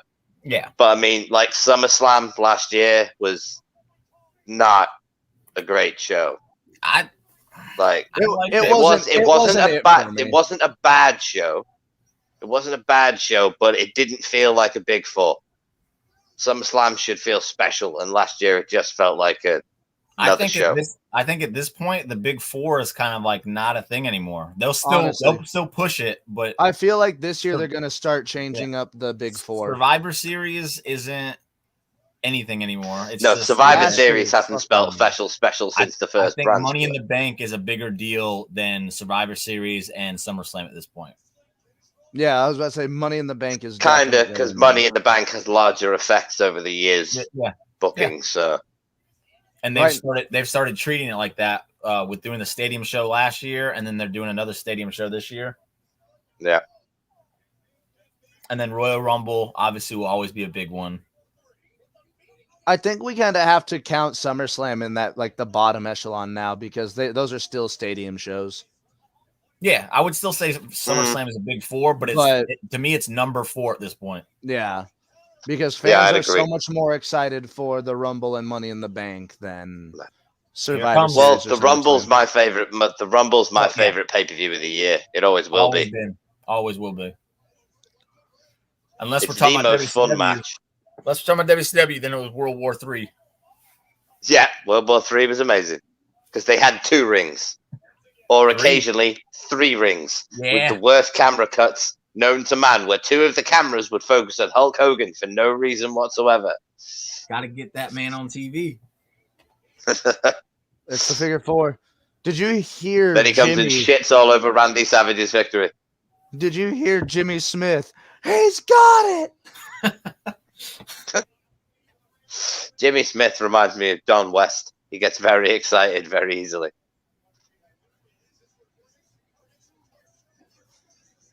Yes, the WWE, the classic wrestling trope. Slap him in the face, piss him off more. Yeah. That'll help.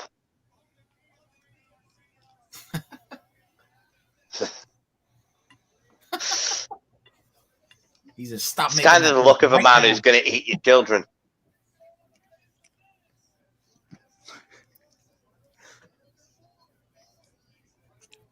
Just let go of it, bro. I have no idea why, but I straight thought he was going to Tyler bait him, just bip and then bop.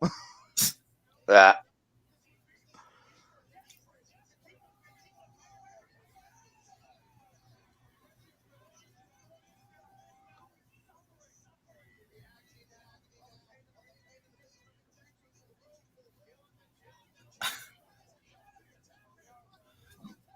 Has anybody ever tapped from the Figure 4 reversal?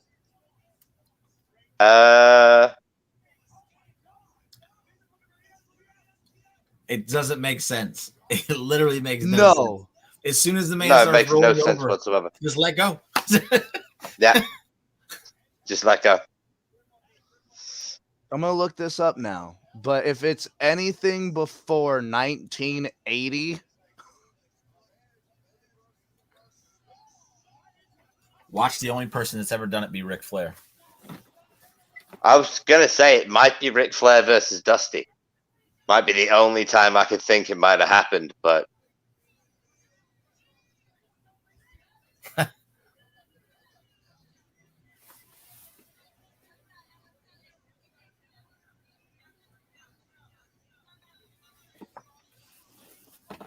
You tell him, ref.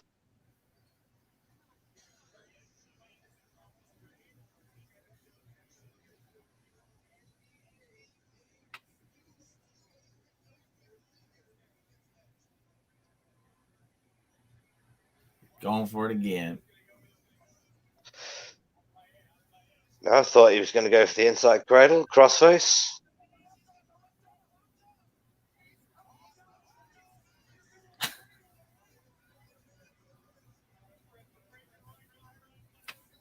No. He's taking that like Kane.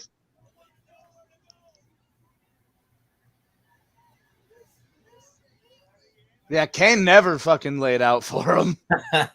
No. Kane took every single move that required him belly bumping on his knees. So, did Matthews just supposed to lie there, or was he supposed to get bumped on his knees?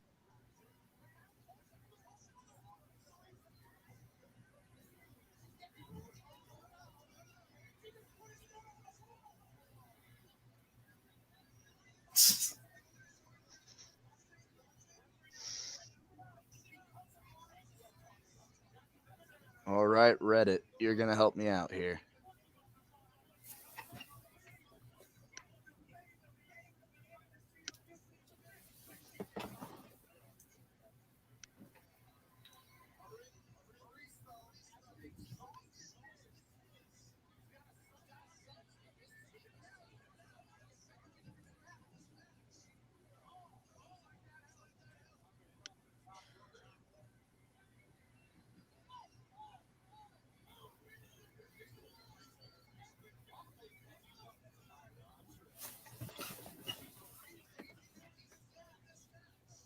So there was a wrestler in Dragon Gate that tapped out immediately.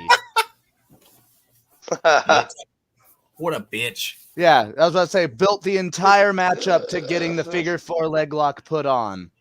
And then the moment his opponent reversed it, tapped instantly. Oh, fantastic. That's It said it was amazing. Dragon Gate. Let me see. Stalker Ichikawa, a comedy wrestler for Dragon Gate, once built to applying a figure 4. Once he locked it in, his opponent immediately rolled it over and he tapped instantly. At least he's a comedy wrestler.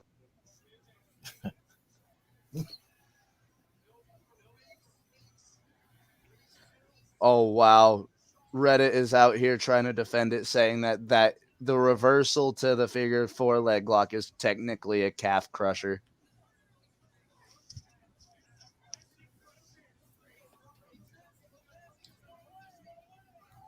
Nah, it's not. Because the leg's extended, it's not bent. It's not.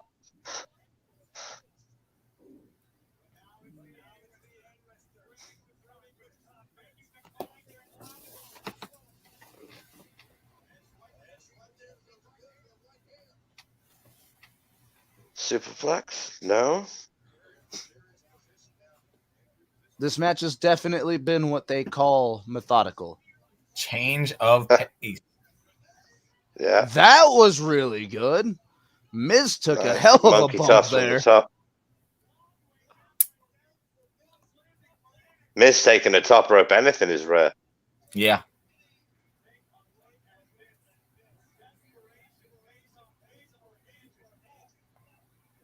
It was ugly, but it worked. Why did we need to cut to Maurice's reaction? Because Kevin Dunn is a perv. Spent twice as much time with the camera on Maurice than we have with the camera on the wrestlers. I think Beth makes an appearance. That would be good. And that She's would not make doing sense. anything else right now.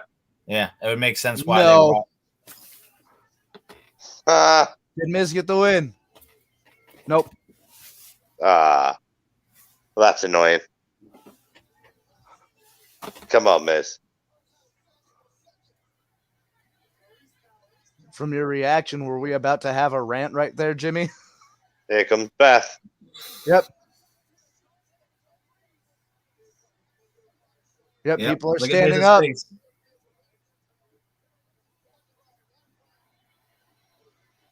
What is her hair? What is she doing with her hair? You have to remember... trying to look like a Viking. Yeah, I was about to say, you have to remember Edge did that Viking show. Man, that was a show. This is... Man, what is she... Now forever, she was waiting for her music, is what she was doing. You can't go and kick someone's ass without your music playing. How else do they know who you are? Beth, why don't you just go around the other side of the ring? You would have caught up to her a little faster.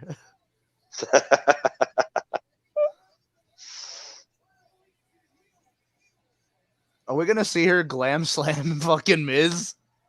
That would be amazing. Oh, why is my network buffering? Okay. Here it comes. Spear. Boom. There we go. Kick out, Miz. Maurice was still just running up the ramp. We are done. So are we getting that at Rumble or are we getting that at Mania? Edge. Glam slam your husband. I doubt it. So remember that time you let Seth Rollins break into our house? Glam slam. I had to call 2 people from another company to go watch our house.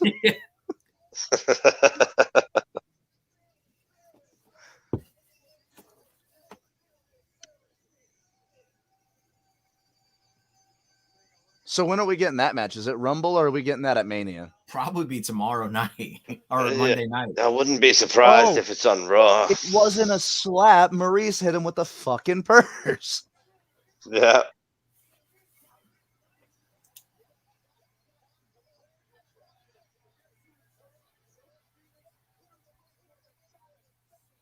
Did I hear that right? Did Beth just say watch your ass? She did. Wash your ass. Yes. Can smell you from down here. Wash your ass.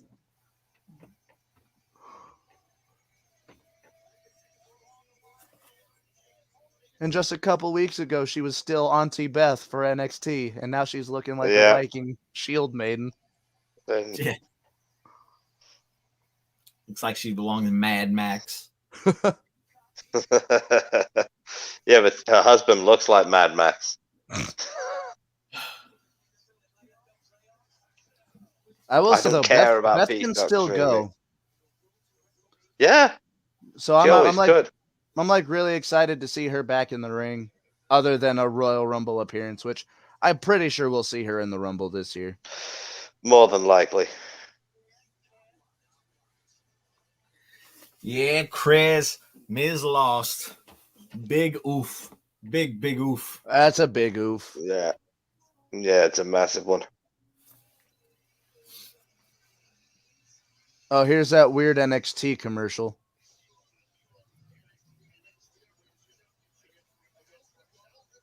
Which is for some reason to Old Lang Syne.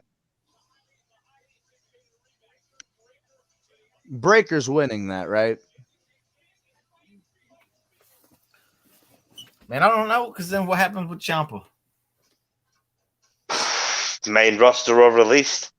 I was about to say all of us get very sad for a while, Jimmy. I don't think he'll ever do main roster. I think he's going to stay there to be like a coach or to help. He said he would, if they try to bring him to the main roster, he'd retire and then he would just be a coach.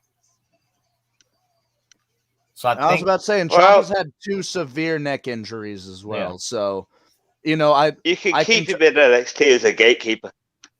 But you can keep him in NXT as a gatekeeper. Yeah.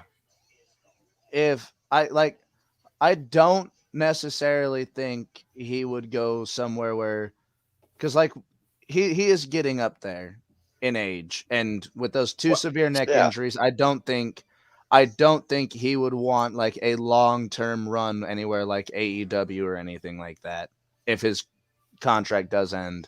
Because I don't think I've heard anything about him re-signing either. How old do you think Ciampa is?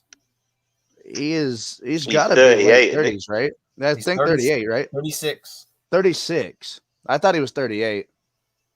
Okay, no, he's younger than me. Oh no, I could see him going to AEW if he left WWE, but he's always seemed relatively happy in NXT.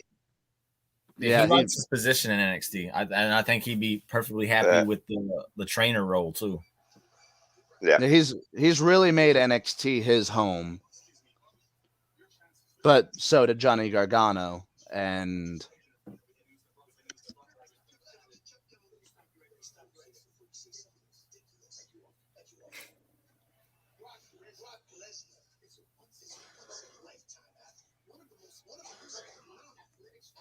yeah, there's Lashley sweating. Like I said, he's probably been pushing out push-ups, crunches, doing the old school Brock Lesnar where he's just lifting the rafters.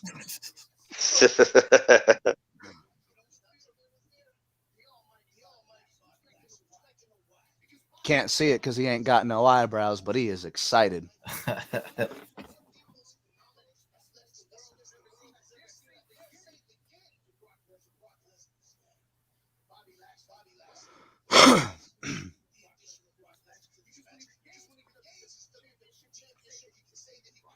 Bloody right.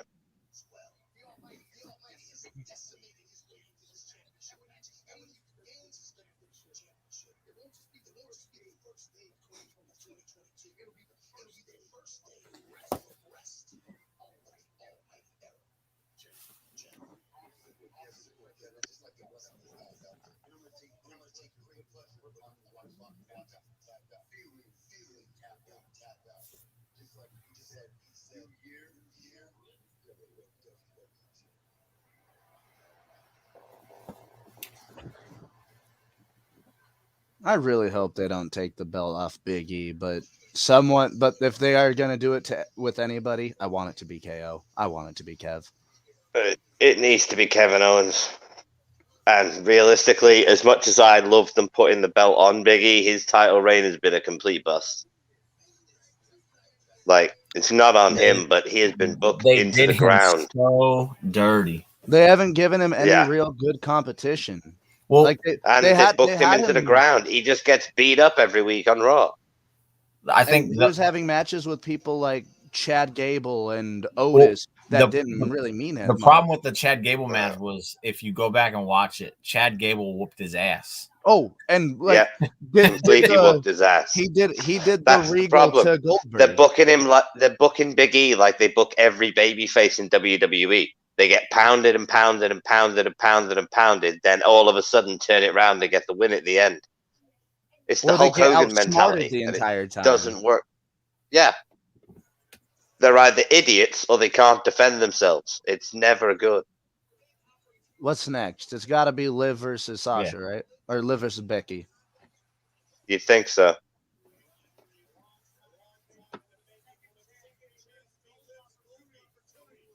So they've got to give these girls a substantial amount of time, and then that Fatal 5-Way is gonna get like they got almost 20 minutes on that Raw match.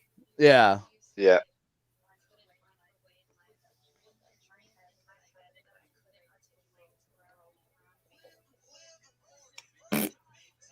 Mid Morgan. You're gonna irritate the Twitter fans, Jimmy. Tough. She is mid-card Liv.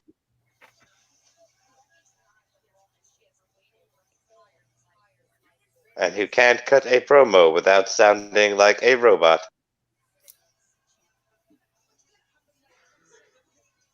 Yeah, this entire time she's had one promo where I wasn't like, oof. Yeah. That's it. She can't talk. It's a large problem that I find with having so many scripted promos. They're not learning to talk from the heart and make it sound real. They're just learning to read a script. And that's not the same. Yeah, when you let them talk on their own without a script, you run the risk of a botch or a verbal snafu, but you should take that risk because it helps improve and better them. You can tell which you're not going to get any. Yeah. You can tell which ones they give bullet points to and which ones they give a script to. Yeah. Yeah, completely.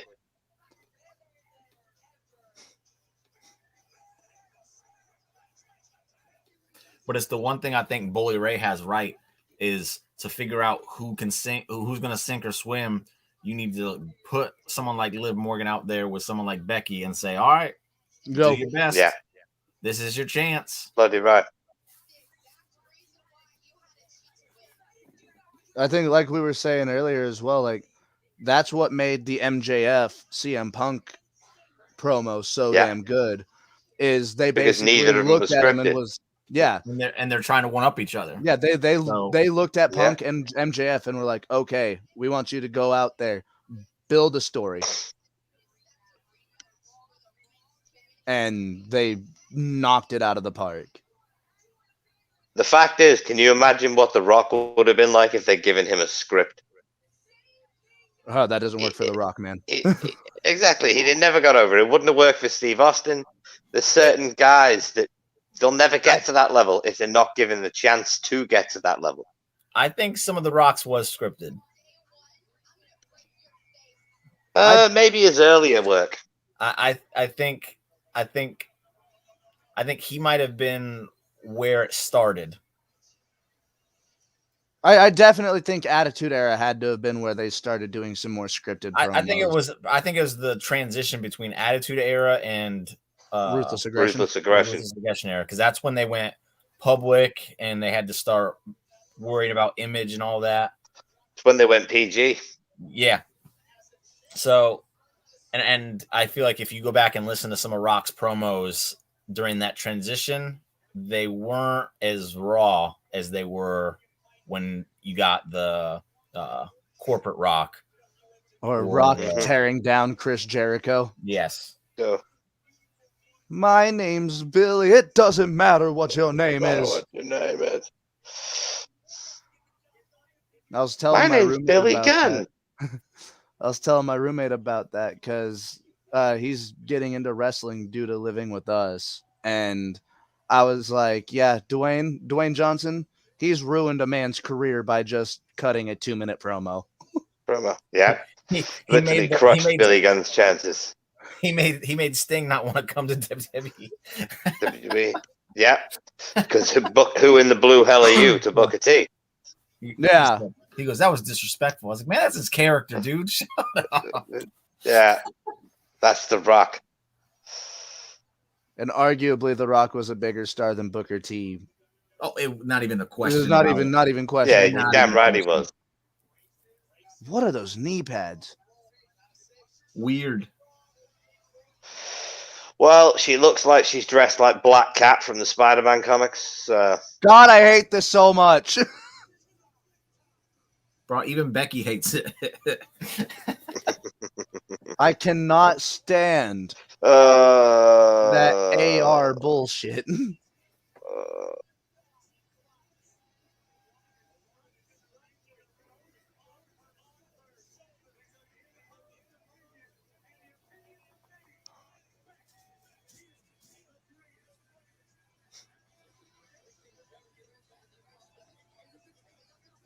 Why did you have to move it? Why do you still have it up?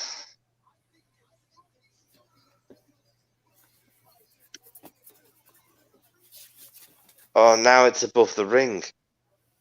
But Make it go away. All right, Chris, in that and the the chat, who birds. you got? You got Becky or you got Liv? I can't remember who you picked earlier.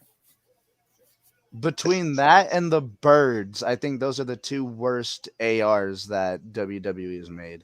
Yeah, I hate those fucking birds. Do you know Matt And Riddle as went to production and said, "Well, I'm a stallion, so can I not have stallions riding out of my feet? Because that'd be much cooler." Yeah, they were that like, makes "No, you got sense. pigeons. Vince likes the pigeons." Yeah, can Because we they also? fly high like Riddle. I am a What's higher than Riddle? bro. I am a The proud bird. stoner, and the last thing that I associate myself with is a bird. Here's Yeah. what I'm going to say Birds about have them. never flown out of my feet, regardless how high I got. Here's what I'm going to say about the birds. My son loves Matt Riddle, and he thinks the birds are cool. You know what? That's all the proof you need. If a kid loves it, that's why they're doing it. Yeah, Yeah. It's a kid thing.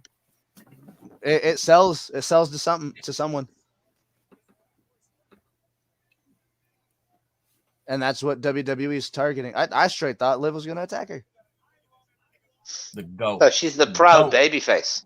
The GOAT. She got goats on her shoulders. Yeah, she's got little beanie baby goats on her shoulders. Yeah.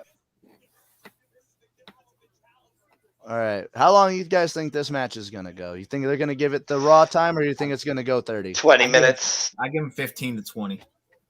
Yeah.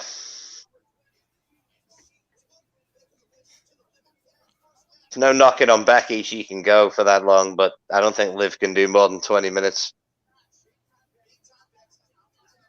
I honestly don't think Becky can go more than that without it getting repetitive. Possibly. Well, out of the 4 horsewomen, Becky's always been the least, In-ring the talent. bottom of the barrel, shall we say, in ring wise. Yeah. It's just a character works Her miles ahead of character's the rest so of the girls. good. I wouldn't say ahead of the rest of the girls because Bailey knows exactly who she is, I think. Yeah, but I think it took Bayley- Bailey longer to get there. Bailey's Yeah, the most well-rounded, but as far as promos go, Becky craps on them all. Yeah. It's not even close. Every single one of them. Charlotte comes across like a robot when she does her promos. It's crazy to Charlotte think that comes across is the exactly like her father. she's the most talented of all 4, but if you're ranking them 1 through 4, I think she's the 4th overall best. Yeah. Yeah, that's the sad truth.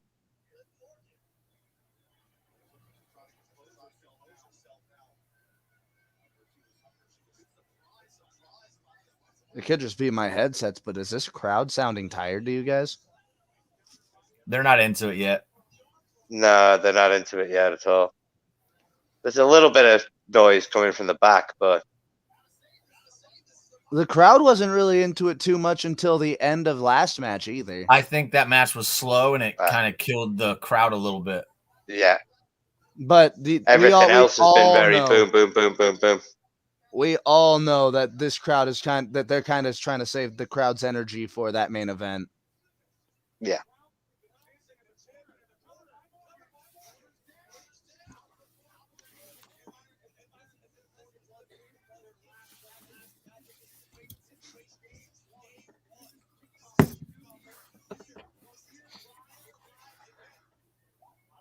Nice. Okay. Nice. Okay. Oh. Going for her disarmer. What does she think she's doing? Hang on. Oh, I've just had to do a backslide. What are you guys seeing? Oh, are we a little? Oh yeah, you gotta rebuff her or something. We're about 5 seconds ahead of you. Here, do you need us to pause for a second? No, it's cool. I'll catch up. Liv's in the ring, cheering with her arms in the air. We've got Liv in the ring, arms in the air, and we've got Becky on the outside of the ring, right? Liv just hit her in the face. No. Just got kicked in the chest. Okay, you're ahead of us now.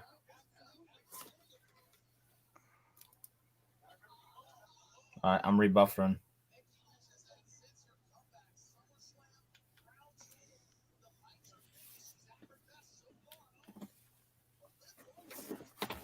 I've got Becky on top rope and Liv throwing her off the top. Yep. That's where I'm at. Past that.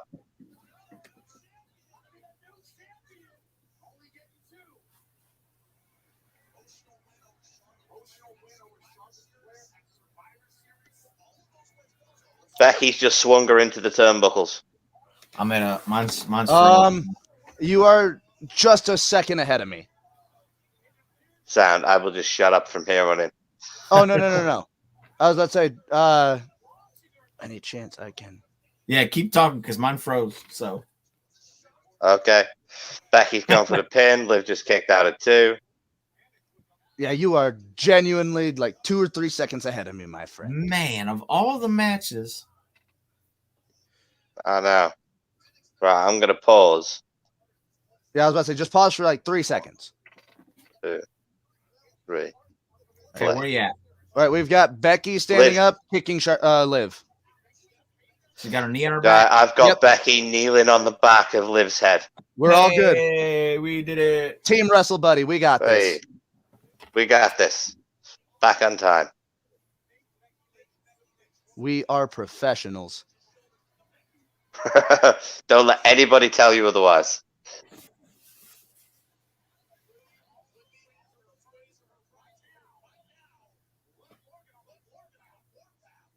Nice roll through.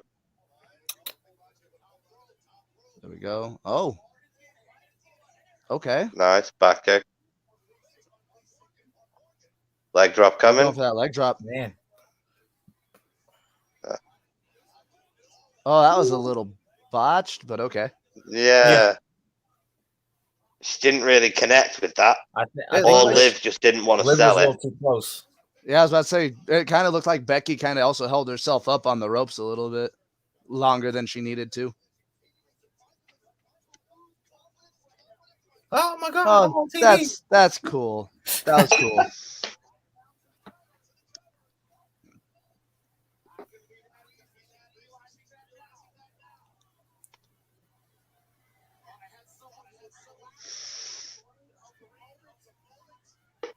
Now, as an older brother who's always messed with my little brother, never understood the wrestling going over someone who's like on their hands and knees and just like jumping on their back.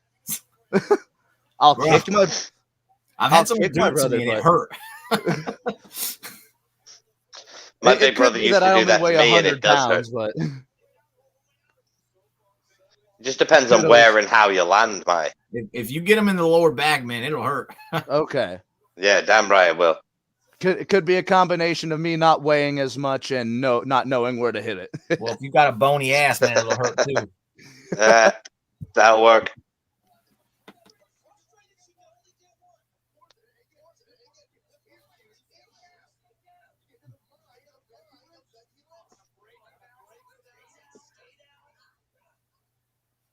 That last kick had to hurt. Kind of got the full heel into the ribs.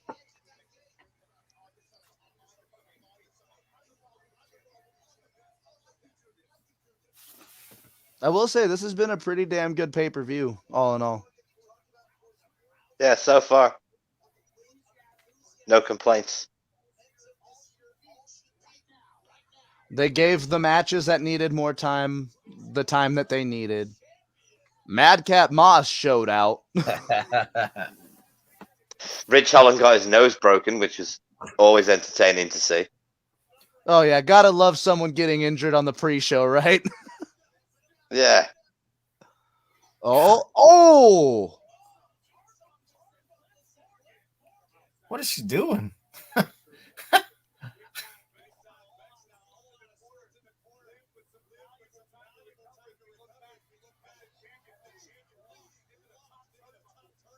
Straight up, thought she Becky was looks going like for she's trying more. to eat the bottom rope.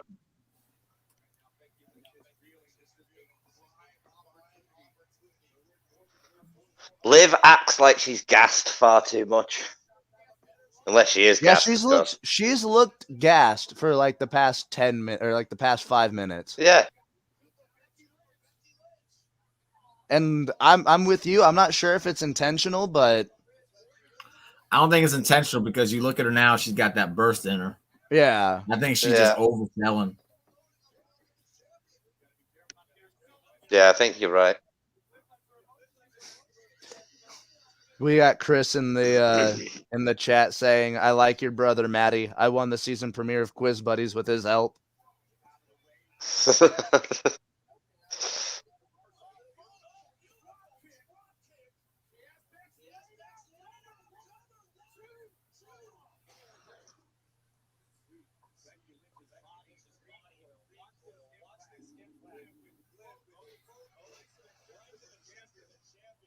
Becky don't even try and hide that. Like, okay, next you're gonna. Yeah, I was about to say that was loud. Loud. Well, she's like laying on her back and the camera's on her, and she's just a bad. Yeah, keep your eyes See, out when for Kevin the next Dunn needs to Botchamania, cut, this 'cause is you'll the see thing. that. When Kevin Dunn needs to cut the camera, he doesn't cut the doesn't. camera. Yeah. That was a good suplex. Yeah. Nice. Juju Katami. Oh, No. that was the slowest 2 count I've ever seen. Nice DDT.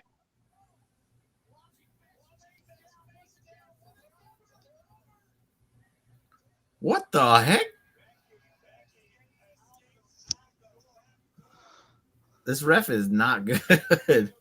So I was gonna say, those No, are the she's not. slowest 2 counts I've seen. That was One. a champion Two. count. That was, you're not supposed to be getting pinned yet. Yeah. That was the kick out.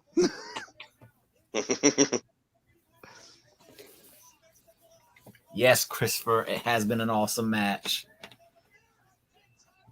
Let's just hope it doesn't get ruined. Did anybody see? I think Becky actually caught Liv in the mouth. She did the whole.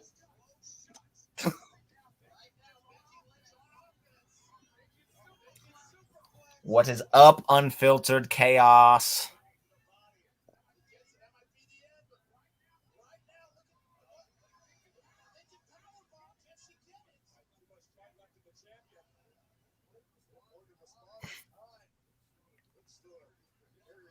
Oh no!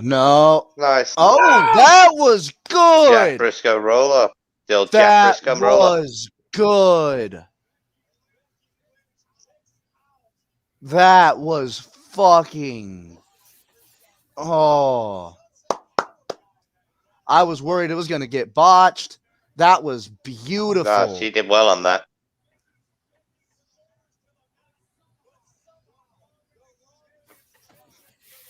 That was beautiful, Liv. Shh. We don't praise her.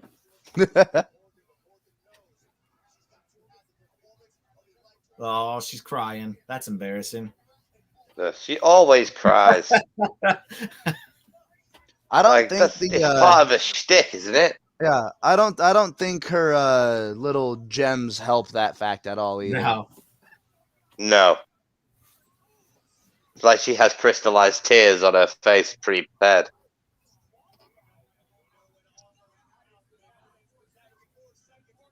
No! No. Oh, roll over. 1. What are the chances that the winning count is going to be fast? Nice. Yeah. No. Bro, I would just replace her mid-match. Those are the slowest counts. I've seen her in NXT before, too, and she's not a bad referee. No, I think she just might be a little jet lagged or something because she's at like half speed. No, but the thing is, though, all of her counts have been a very deliberate cadence. She's not changed the speed. Yeah. No. They've all been that slow. Might be a case of she dug her own hole and now she has to lie in it. We're going for this again? Yeah, see, yeah. They're filling in time right now. Yeah. We haven't even hit the 20-minute mark yet, though, Jim. They probably going for the leg drop again. We saw this spot like 5.5 minutes ago. Yeah, but she missed the leg drop. Okay. She missed. She missed. Landed right on her tailbone, too. That had to hurt. That's the one thing I've never understood about wrestling is all these spots where they land on their tailbone. Yeah, like screw that. At least when Daniel does his missile drop kick, he like does the flat back. Yeah, flat back bump.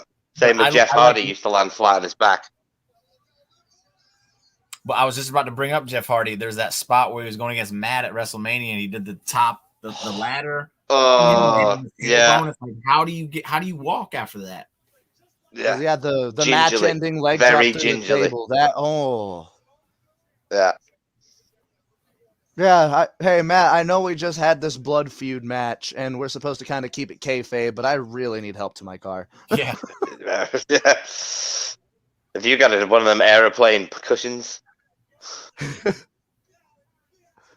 Buy me a bus ticket. I can just lay on the seat.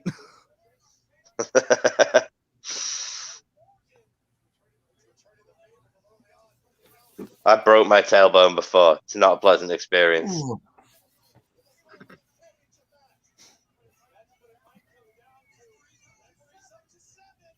I will say I was doing WWE's really stupid tried. backyard wrestling. Backyard wrestling was always fun. I miss doing backyard wrestling. Yeah, but it was particularly stupid. I broke my nose, busted my tailbone, broke my ribs, done all sorts of stupid stuff doing it. I got a concussion off of a botched code breaker because my buddy accidentally drove his knee into my temple. I got a concussion, and I don't know how I didn't break my orbital socket.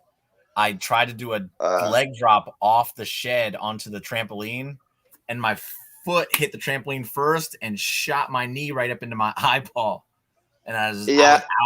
Oh, we've got. I took an alley-oop off my friend, and I ended up doing a 450 into my own knee. Shattered my eye socket. She's cheating. She's cheating. She's cheating. Huh? She's cheating. That's not no. That's a foreign object. That's not a DQ. It's fine. Charlotte Flair got disqualified for pulling the top of the fucking announce table into someone. Liv's a cheater. Yeah, but SmackDown's weekly booking makes no sense. That wasn't DQ. Top rope arm breaker. No. Are we really? Back to the ring's a sign. Roller. Yeah, roll it over. Shoulders aren't down. There they are. 1.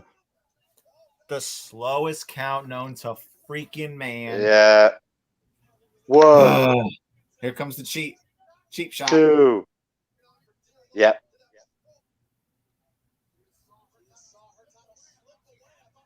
Oh, poke in the eye. Manhandle slam.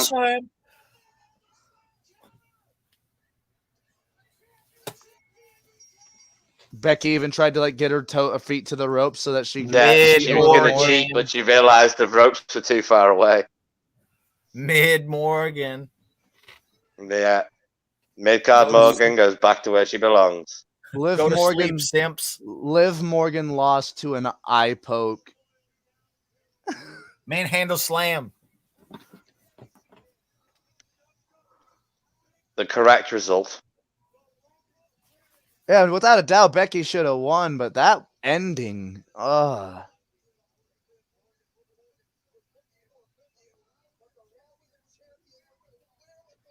It was like they just looked at some of the rules to wrestling and gave up on them for the last couple minutes of this match. Because Liv Morgan was stomping on Becky's arm on the inside of the step. Steve. Yeah, but no, that's what you've got wrong about the rules of wrestling.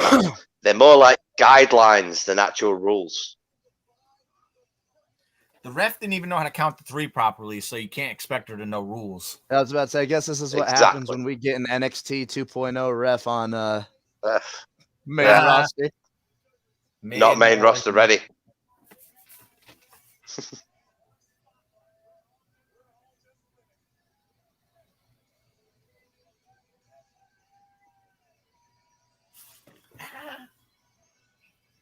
So we're looking about possibly a full hour for this main event. I give it 40 minutes.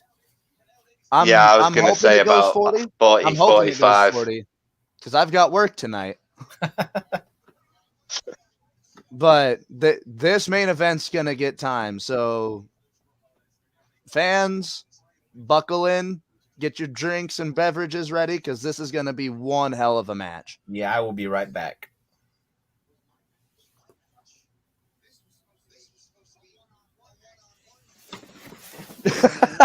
Seth Rollins complaining about this supposed to be a one-on-one. Yeah. This is supposed to be a one-on-one match. Then it became a triple threat. Now it's a fatal 4-way.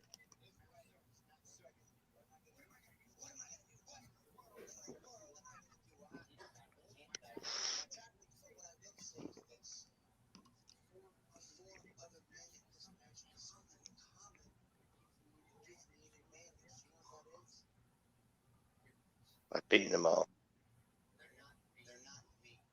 They're not me. Yeah, nice. Frickin' Rollins. I will say, though, I think you got a point. Seth holds a victory over all 4 men in this match.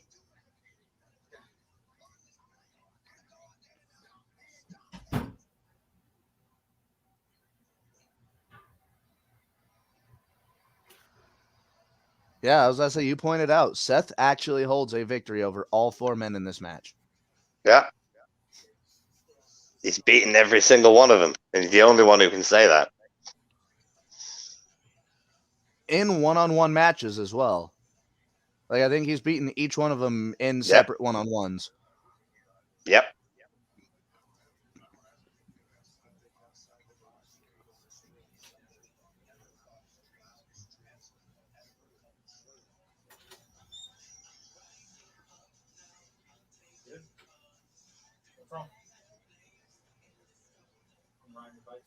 I'm excited for this year of wrestling. I think we're going to get some insane matches from all promotions. I mean, this year we're already getting Joey Janela versus fucking Scotty 2 Hottie. Yeah, I know, in GCW, which is going to be amazing. That match, Scotty 2 Hottie hasn't wrestled since, 2014? That match with him and Grandmaster 2014. versus, oh my God, what were they called? The Ascension. Yes. Yeah, I think that was his last match. I'm pretty sure that was his last match, unless they let him do any indies. But I think he was under I don't contract, remember him doing any.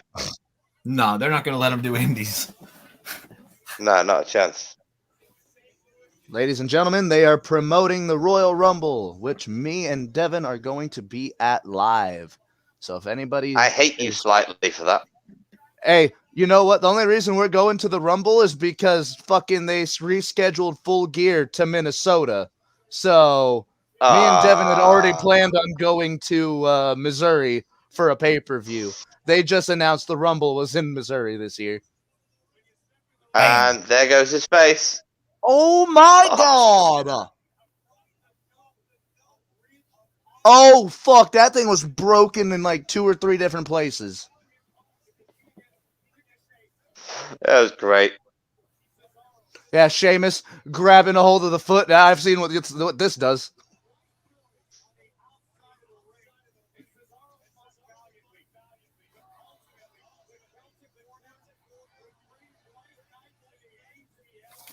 You know, Sheamus would be a good shout to win the Rumble, too. I just don't think that we need another Sheamus. No, they're not going to strap the rocket to Sheamus again. No. Those days are behind him. Yeah. Right. Before this main event, I'm going to go grab another energy drink, and I will be right back. Sound. Hey, it's Johnny Knoxville. He's going to be in the Rumble. I wouldn't be surprised. surprised. He announced it earlier. Oh, that's going to be amazing.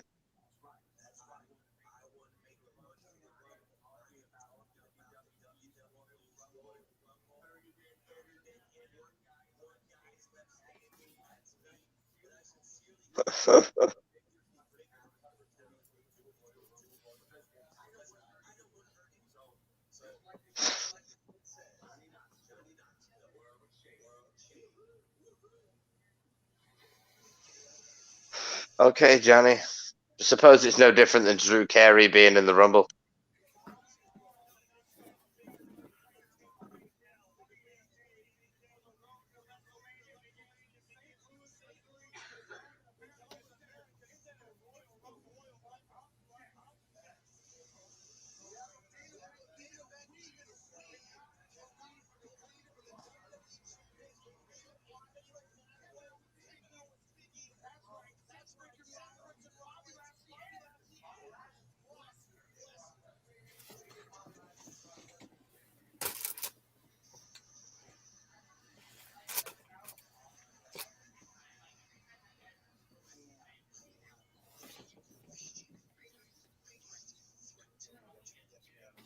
Right back.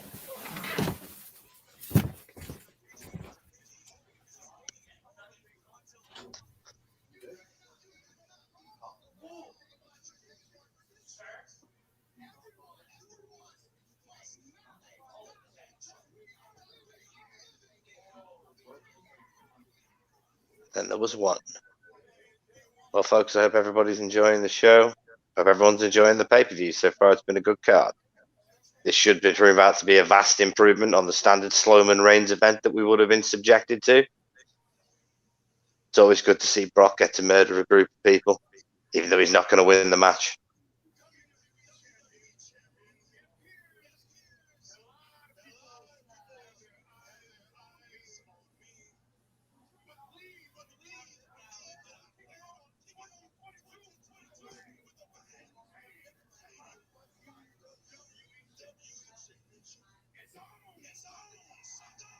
I hate to tell you, Big E, but I don't think you're retaining, pal.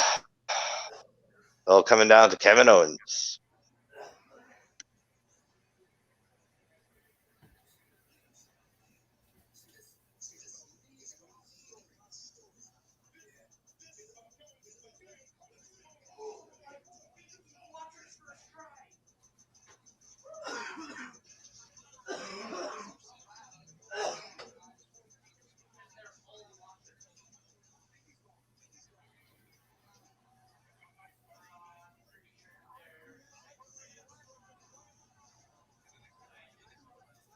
You've got to give WWE credit. They do make better promo packages than any other company.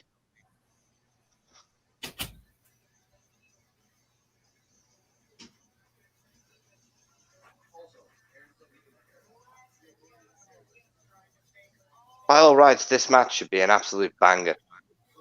These 5 guys, it's hard to say that it's going to be poor. Even if it's just a spot fest, it should be really something.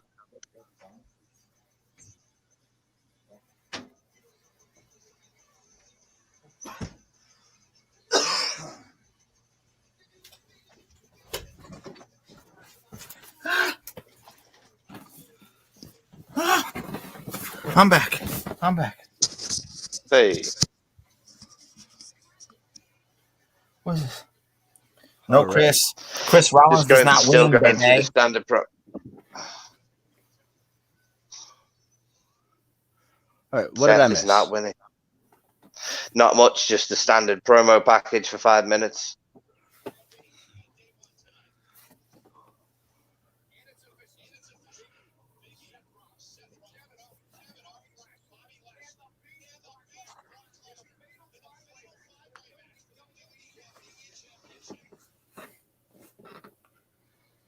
Let's go.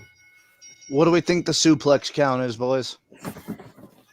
15. I was about to say we got 4 other people other than Lesnar in there. There's gonna be a lot of suplexes. Yeah. And I'm Big E does a lot of suplexes. Does Lashley still? does a lot of suplexes. Who is Seth doing the top rope float over a Falcon Arrow to? Kevin, it's gotta be. I was about to say it has to be Kev, but aren't they working together? If he does the Brock, I'll lose my mind. Oh, that'd be amazing. I will lose my shit if he fucking does a float over Falcon Arrows off the top to Brock.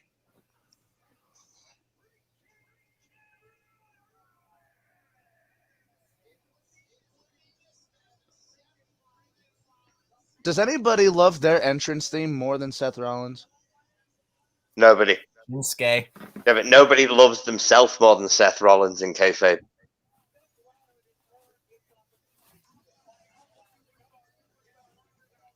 Seth Rollins' character truly believes he is the absolute shit. He's not wrong. I was about to say, it really is hard to argue whenever you've got all that talent. Other than they got Seth and AJ are the 2 top in-ring guys they have, in my opinion. That's very hard to argue.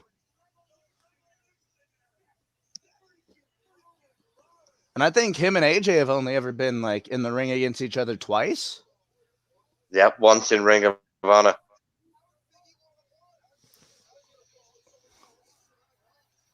Give that fucking 25, 30 minutes out of WrestleMania. Hell yeah.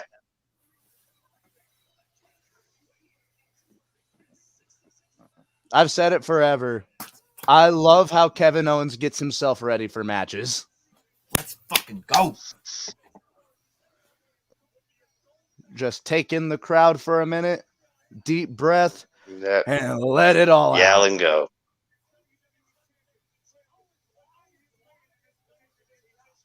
Did they ever show Kev talking with Seth? No. I didn't see it. No, not once.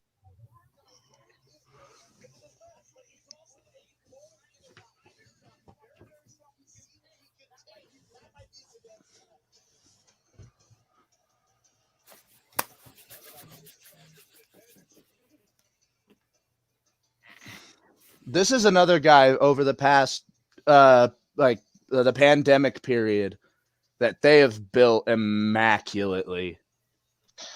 Well, he's the only guy with a real Titantron video now. Nobody else has got those old Titantron replay videos before the matches.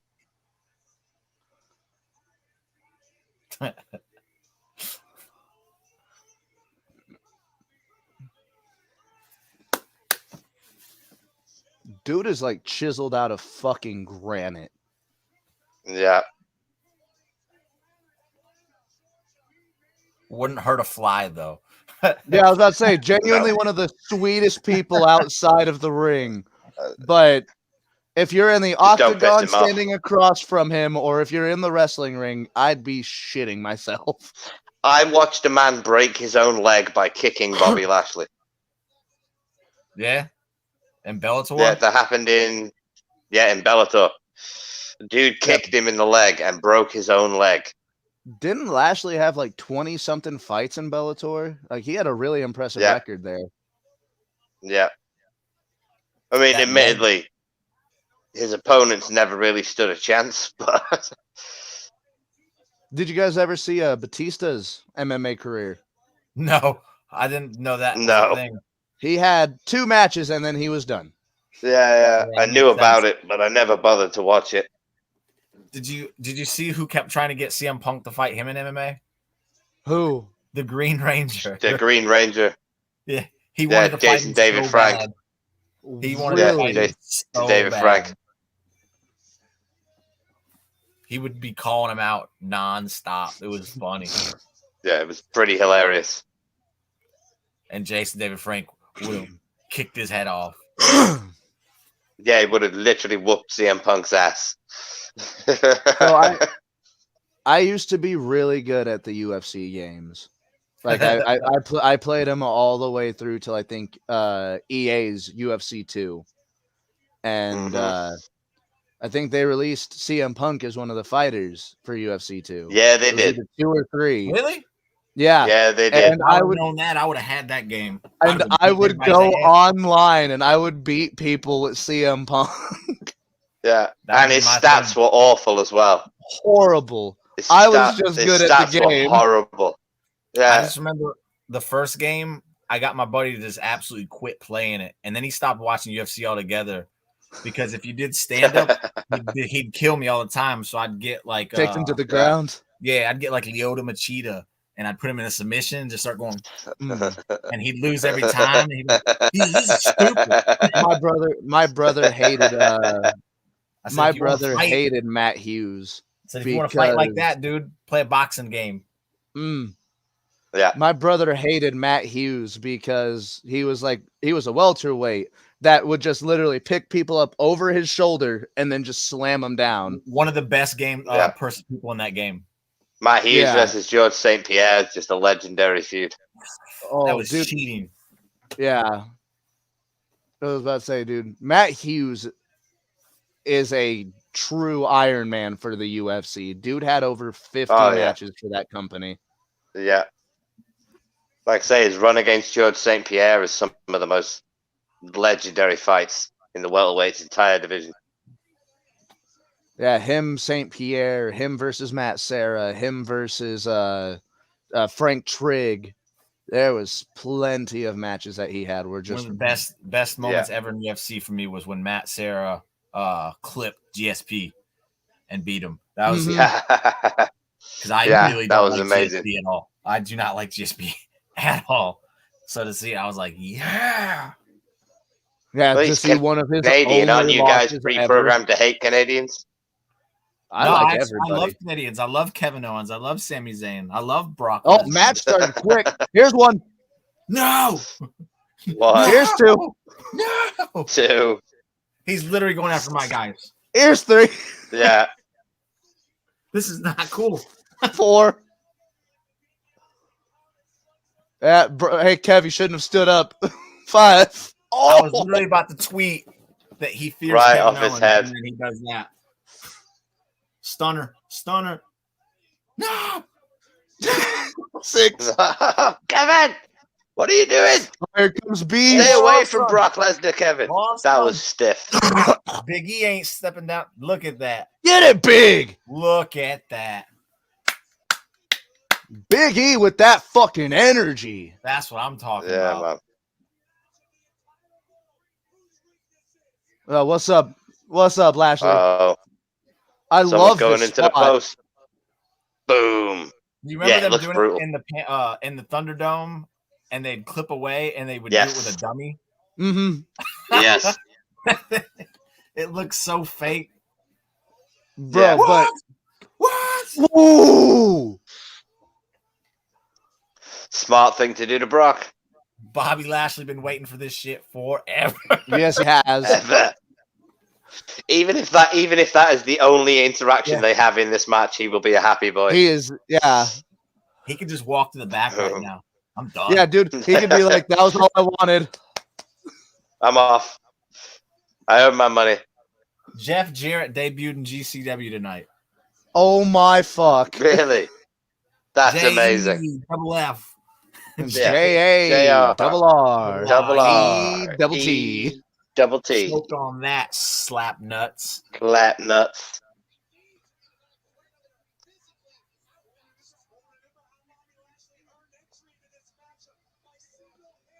Yeah.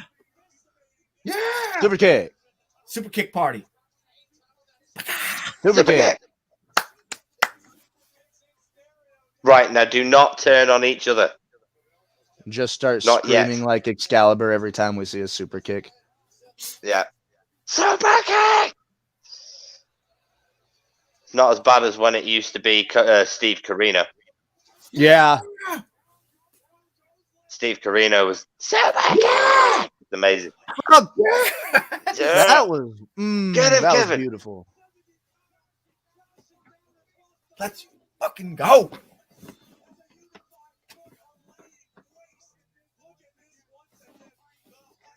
The bullfrog splash.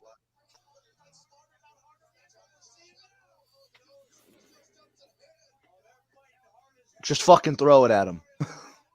Yeah, launch it like a fucking Yeah, shot. Lashley can take it. Lashley can take it. Just fucking throw it at him. He'd probably just catch it Oh, Lesnar took that to the right fucking on the top of the head. ski. Right to the top of the head. You think Brock heard about what the women did on Rampage last night, and he's gonna be like, "Nah, I'm gonna bleed a lot more than they did." Fucking hit me in the head. Cut me. pop up power bomb with an announcer's table on Brock. Yeah. Don't throw it at Brock. You're just gonna piss him Please. off.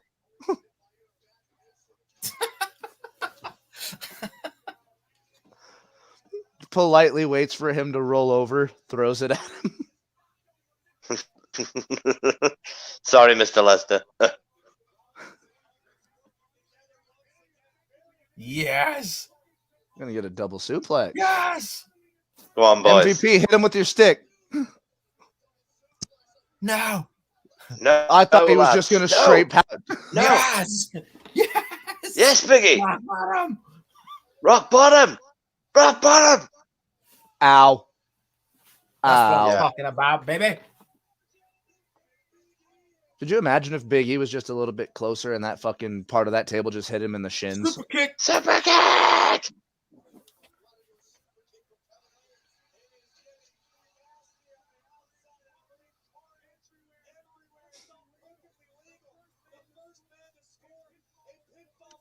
I think I just read Kevin Owens say, "God fucking damn it." Oh yeah. DDT. This is I- brilliant. I love that this is the Lesnar formula for multi-man matches. Beat the ever-loving fuck out of him in the beginning of the match, and then just watch him and tear then just chill. everybody. Yeah, just chill.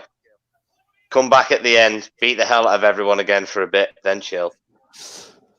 Pop up, Wow. sit down.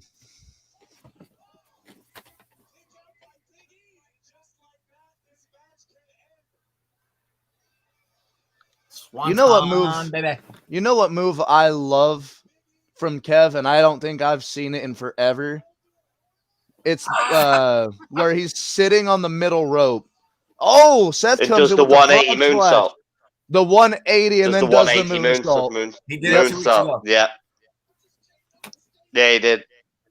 That was because I didn't get much into Ring of Honor until like 2014, 2013. Mm-hmm.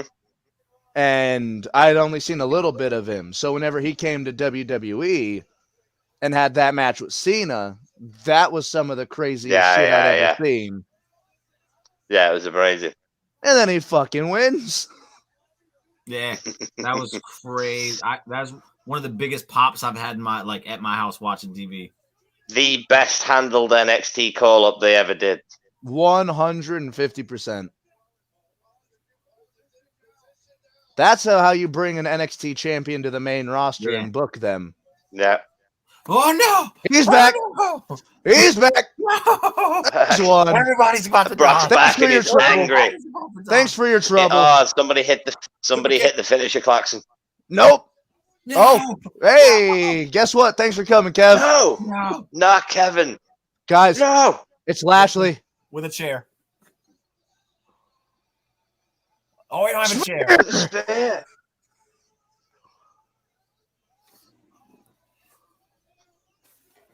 Ooh. I would never want to see that man genuinely angry. Yeah. Was in the army, dude. He's effectively a trained killer. Yeah. He's gonna try to put Lashley in the fucking hurt lock. This ain't happening. He is as well. This ain't happening. Nah. Brock's Come too on. tall. He did it. It's in. It's in.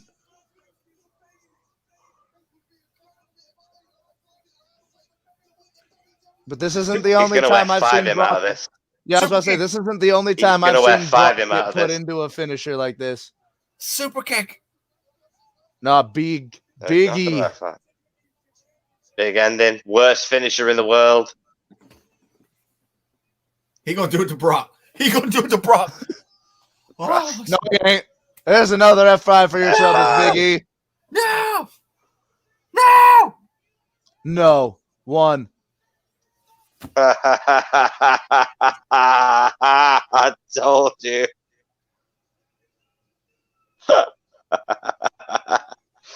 What did I say before about them having a unification match at WrestleMania? Oh my fucking god.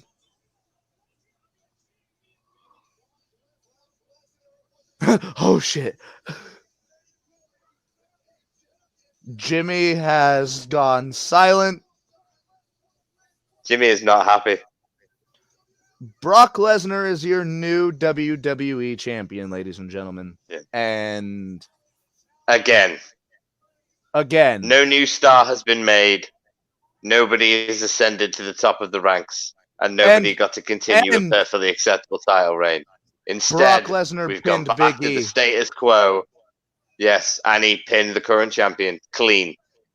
We've gone back to the status quo of Brock not defending the belt on TV and not being on television probably on a weekly basis. I'm okay with that part because it shouldn't be defended every week on TV. That's a problem I have. I don't think that. Yeah, I agree. I'm agreeing with It everything. should be more of a prize. But listen to the crowd. They're actually cheering. I don't give a fuck. Oh, man. Maybe we get Lashley Lesnar now. No, that's definitely what we're getting. You saw Lashley staring him down, walking away. That's the Mania match. Yeah. I think that's the Mania match now. But who the fuck's gonna face Roman now? Gotta be Drew. Drew, he's winning the Rumble now. I think that's a guarantee. Gotta be Drew. I think that's a guarantee.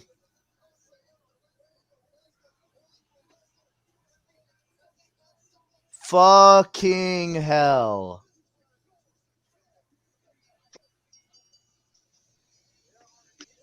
Yeah, that crowd popped. Well, Brock is super over right now.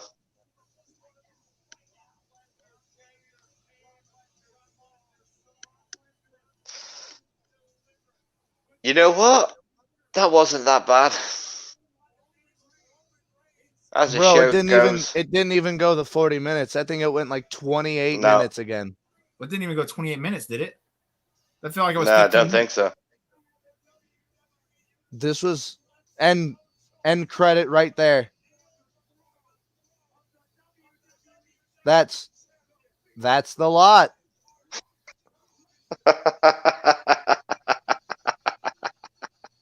Well, ladies and gentlemen, that was January 1. You. that was day one, and that was day one slapping Jimmy in the face verbally at the end. Yeah, I was about to say Jimmy that was one of the biggest slaps. Yeah, slightly deflated, I've got to say, because That was such I a good really show. didn't want Such Brock a to win the good belt. show, but Yeah, Lesnar shouldn't have ending. won. Lesnar should not have no, won. Brock should not have won. That should have been Seth or Kevin. Even just let Big E keep hold of the belt. Brock was the 5th person on that list that should have won. Yeah. Yeah, Completely agree. anybody that was already in that match should have won. If the plan is to do Bobby versus Brock at Mania for the title, then Bobby should have won. The only thing that makes if they made him win, does that mean the plan was that he was going to beat Roman? And Vince has promised him a title reign, so he's had to give it him?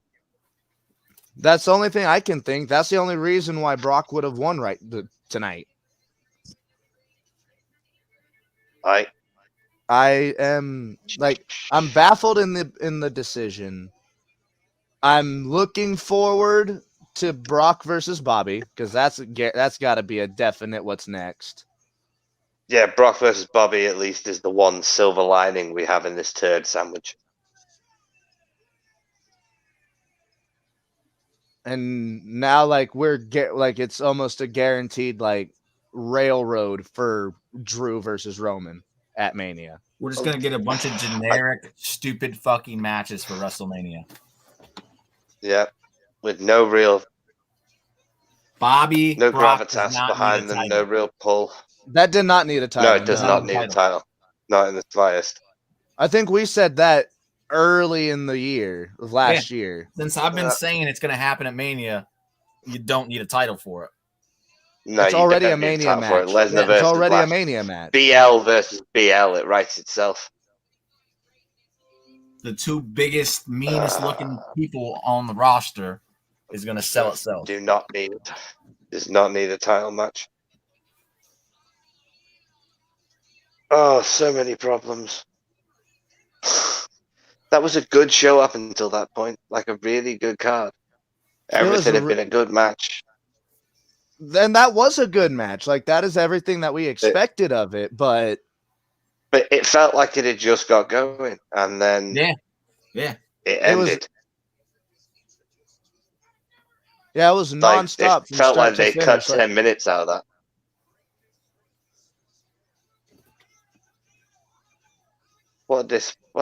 It's funny in so many ways because Vince absolutely loves Brock, so he's just like, we'll put the title back on Lesnar. Everybody will be happy if it's back on Lesnar. But I don't know, it just seems like a baffling decision to me. Were they going to have him beat Roman tonight? That's the only thing I can think. Yeah, it's a completely change. That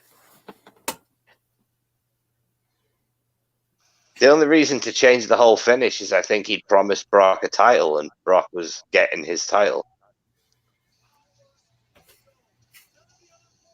Why change the entire plan? Because that's what they've just done. They've just changed the entire plan going into that match. Sami Zayn wins the Rumble and beats Brock Lesnar at WrestleMania for the title. That's the only way you salvage this, in my opinion. That was stupid. That was so stupid. That was stupid. You see, this is why I've lost faith in WWE's booking team. Guys, you're going to be fucking livid. This match didn't even go 10 minutes. I was going to say 15. I would be surprised if it went 15. It was just it went It went less than 9 minutes. It was just a fast-paced thing. So yeah, the talent that's in that ring, they just hit the finisher klaxon early and said, "Go home." Yeah, send it And I home. blame that on Brock because Brock clearly couldn't be arsed working a full match.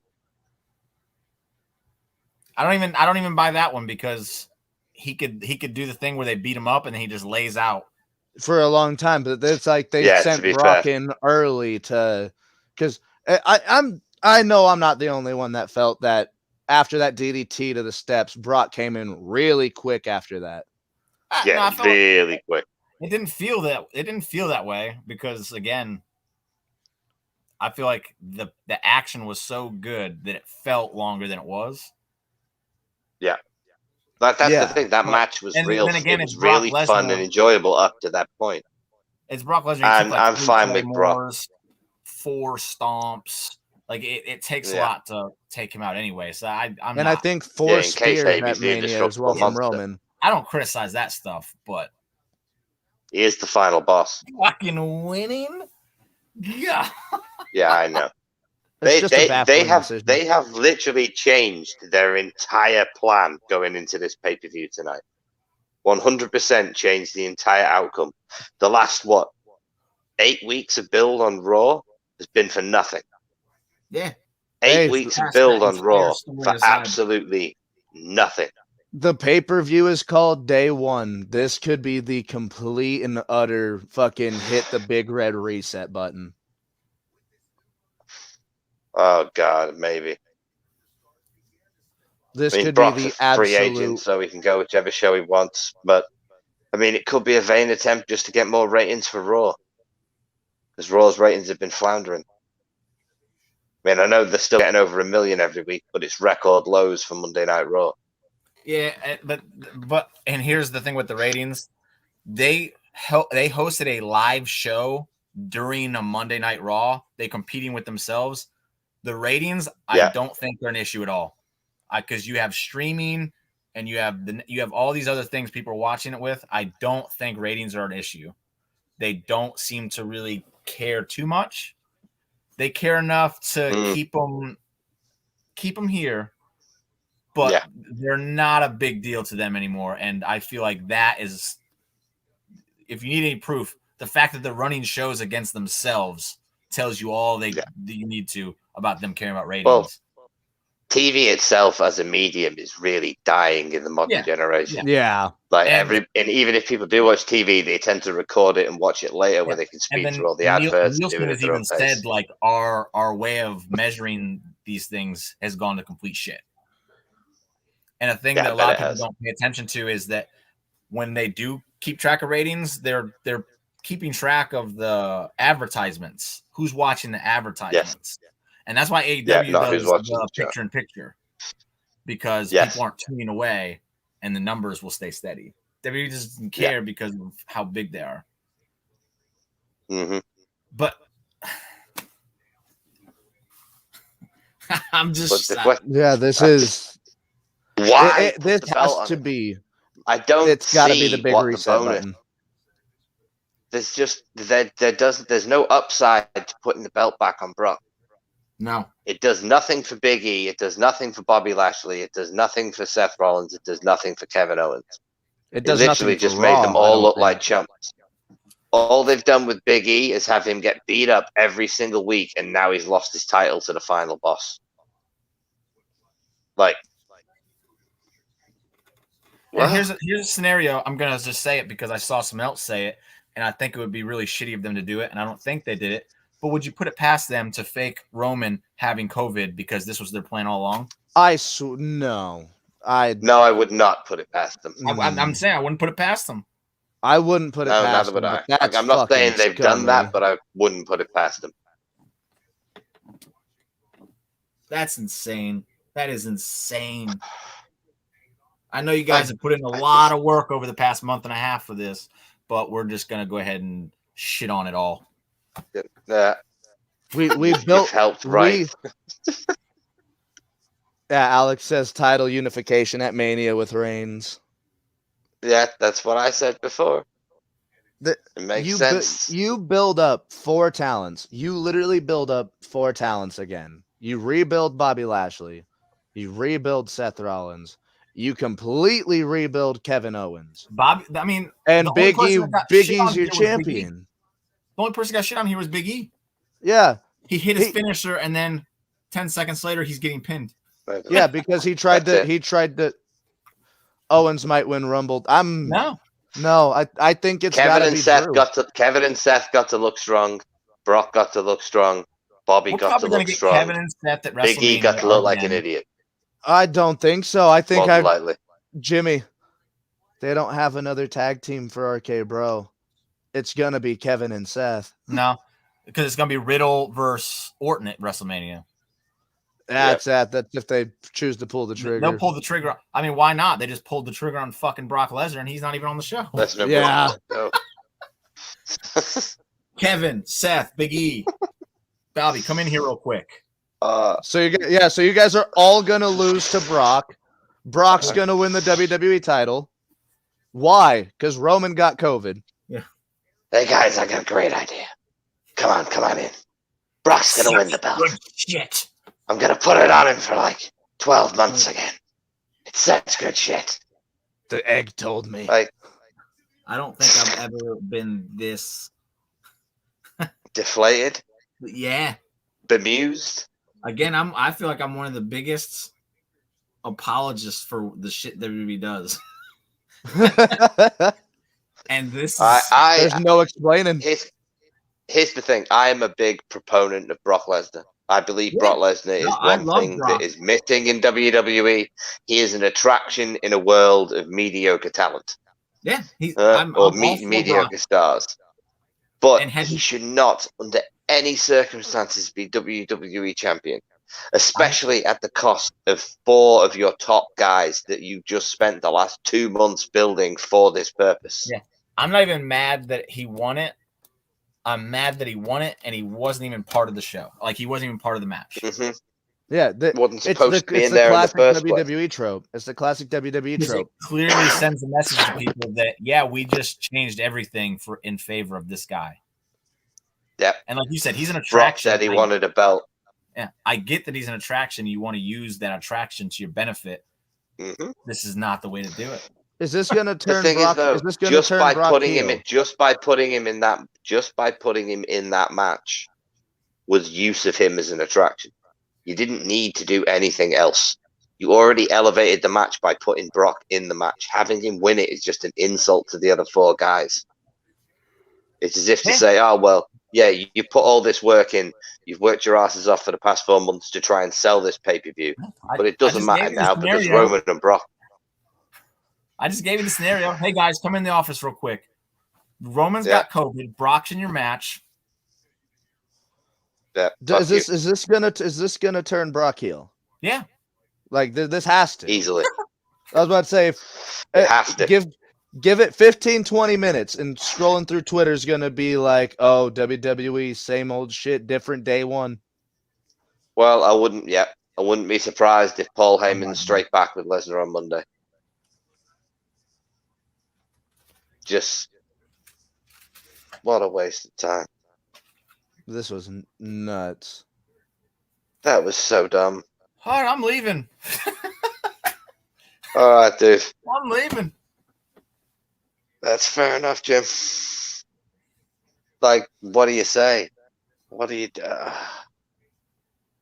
They make some stupid booking decisions in WWE, but that is ridiculous. That overall, this was a good pay-per-view. The main event was good. The main event was good. It was just had a real shitty ending. Yeah. Those last 2 matches, the last 2 endings were kind of deflating. Yeah. Makes you wonder why you're a fan. You know, you sit there and you question yourself why, after, in my case, 38 years, am I still supporting this company every single month and every single week and giving them like 8 hours of my time every single week? If I'm on that bandwagon with you right now, that says a lot about it. Again, because I feel like I'm one of the biggest apologists they have, and that was fucking garbage. I'm leaving. I'm pissed. Fuck you, Vince. Thank you all for joining us for the day Thanks, one. Everybody, for watching along tonight, guys. Sorry we've left you with a bit of a sore point at the end. Look, Jimmy's gone. That's how pissed off Jimmy is. Jimmy's just gone. It's understandable. we've been sitting here for 3 hours now, and those last two endings kind of soured the end of the show for us. It's nothing against the talent. It's nothing against the talent. It's the booking. And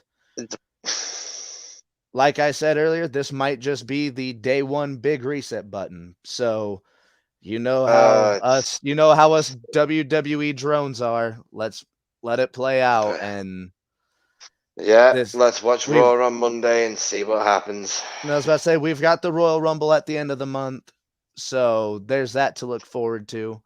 But you know, I am looking forward to the Rumble, because at least while Brock has a championship, he's not winning the Rumble. Yeah. But I'm inclined to agree with Alex. Like I said earlier, I think they're going to do a Reigns versus Lesnar unification match. Been off the brand split altogether before next year. That's the only hope. Because I think if you think about it as well, they've laid off 80. They released 80 guys this year. Yeah, just a little over. I think just a little over 80 over last year. In the past 2 years, it's been like 120 people have been released. Yeah. Well, you cut that many people, you don't need 2 distinct shows anymore. I mean, they already have the problem is it's the same 8 people on Raw and it's the same 8 people on SmackDown every single week. Unify the belts, get rid of the brand split, freshens up the show a little bit, but what a fucking piss take. Yeah, the ending really just like left. It leaves a lot to be desired.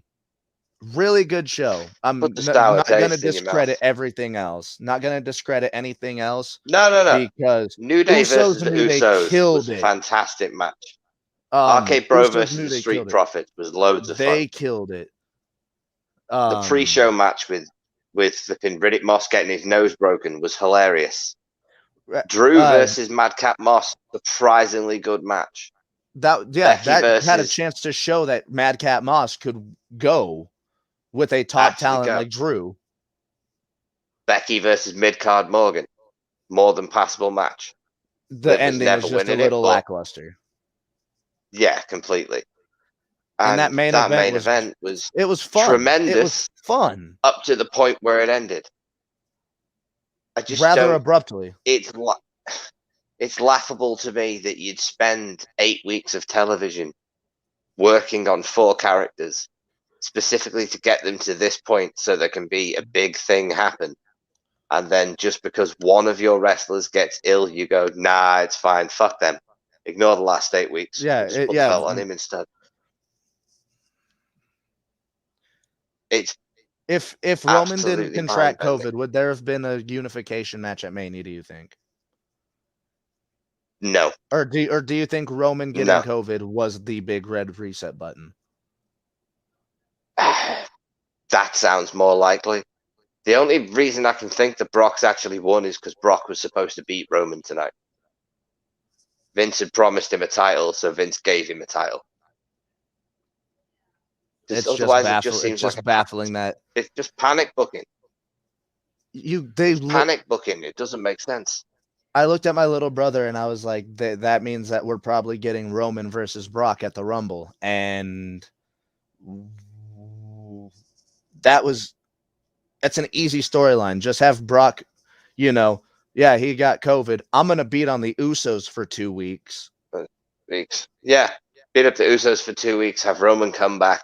And then Roman has reason to want revenge against Brock because Roman versus Brock Rumble, and it just doesn't make sense. It does not make sense. But because what do you do now other than having a unification match at Mania?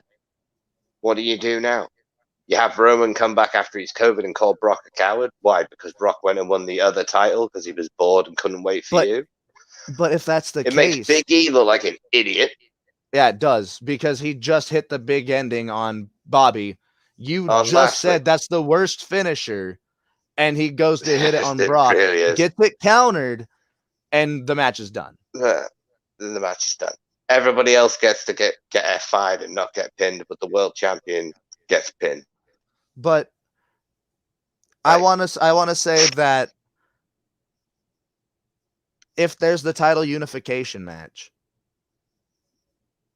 who's winning the Rumble? What's that's going to turn that into a triple threat?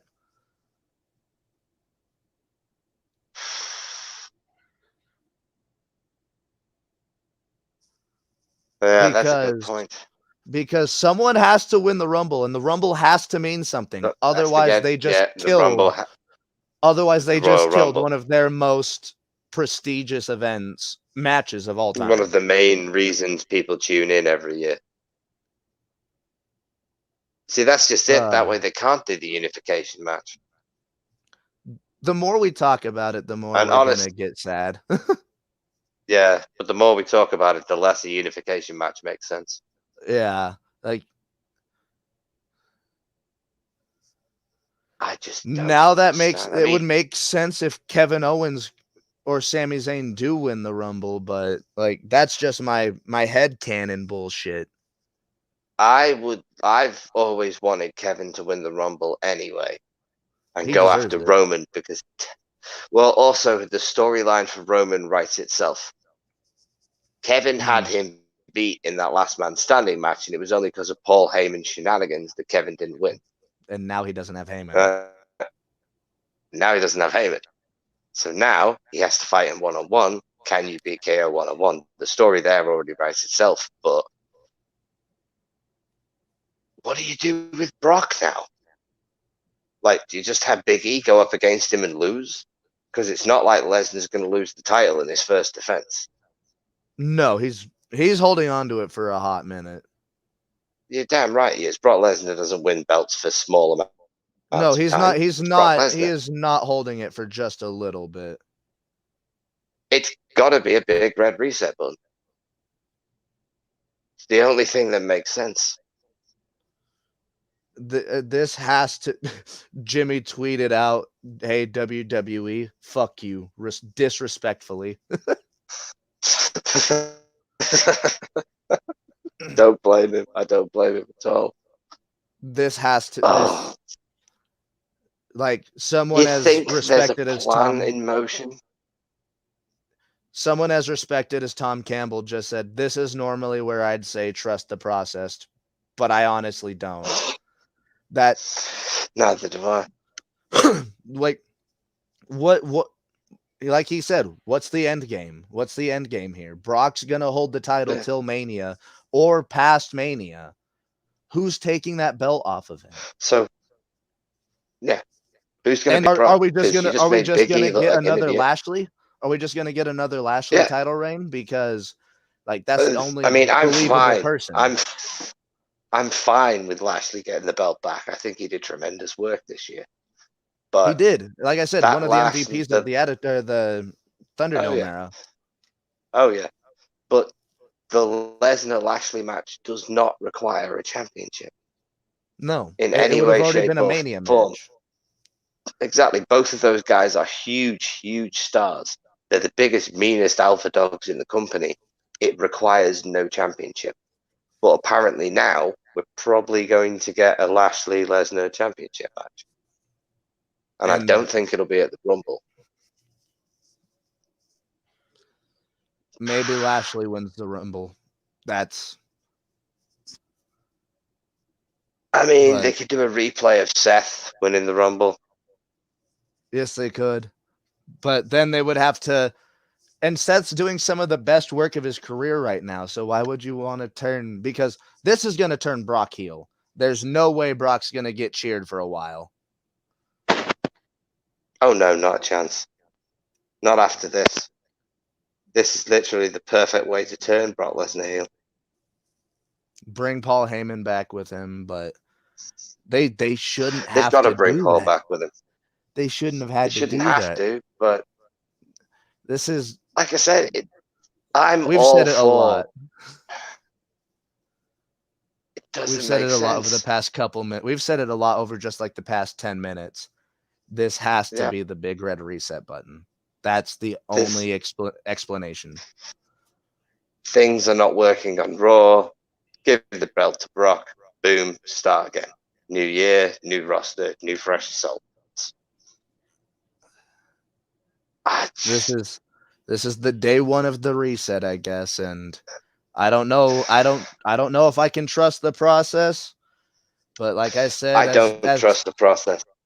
I haven't trusted the WWE process for many years now. They have 2 Hollywood writers who don't know anything about professional wrestling, who don't communicate with each other, working on each individual wrestler.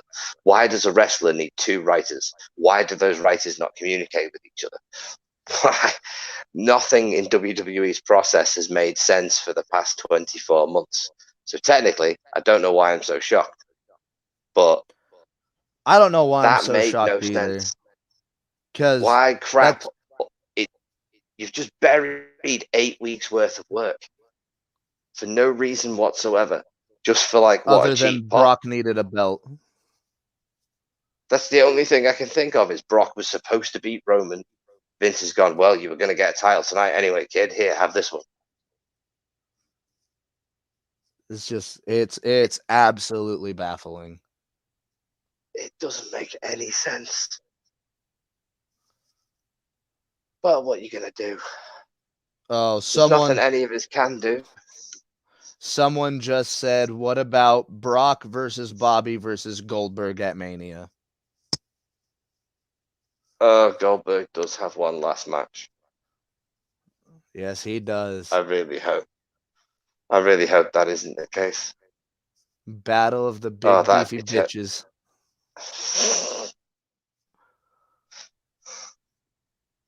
Oh no, I don't. I would never. All right. Do you have any other thoughts on this pay-per-view?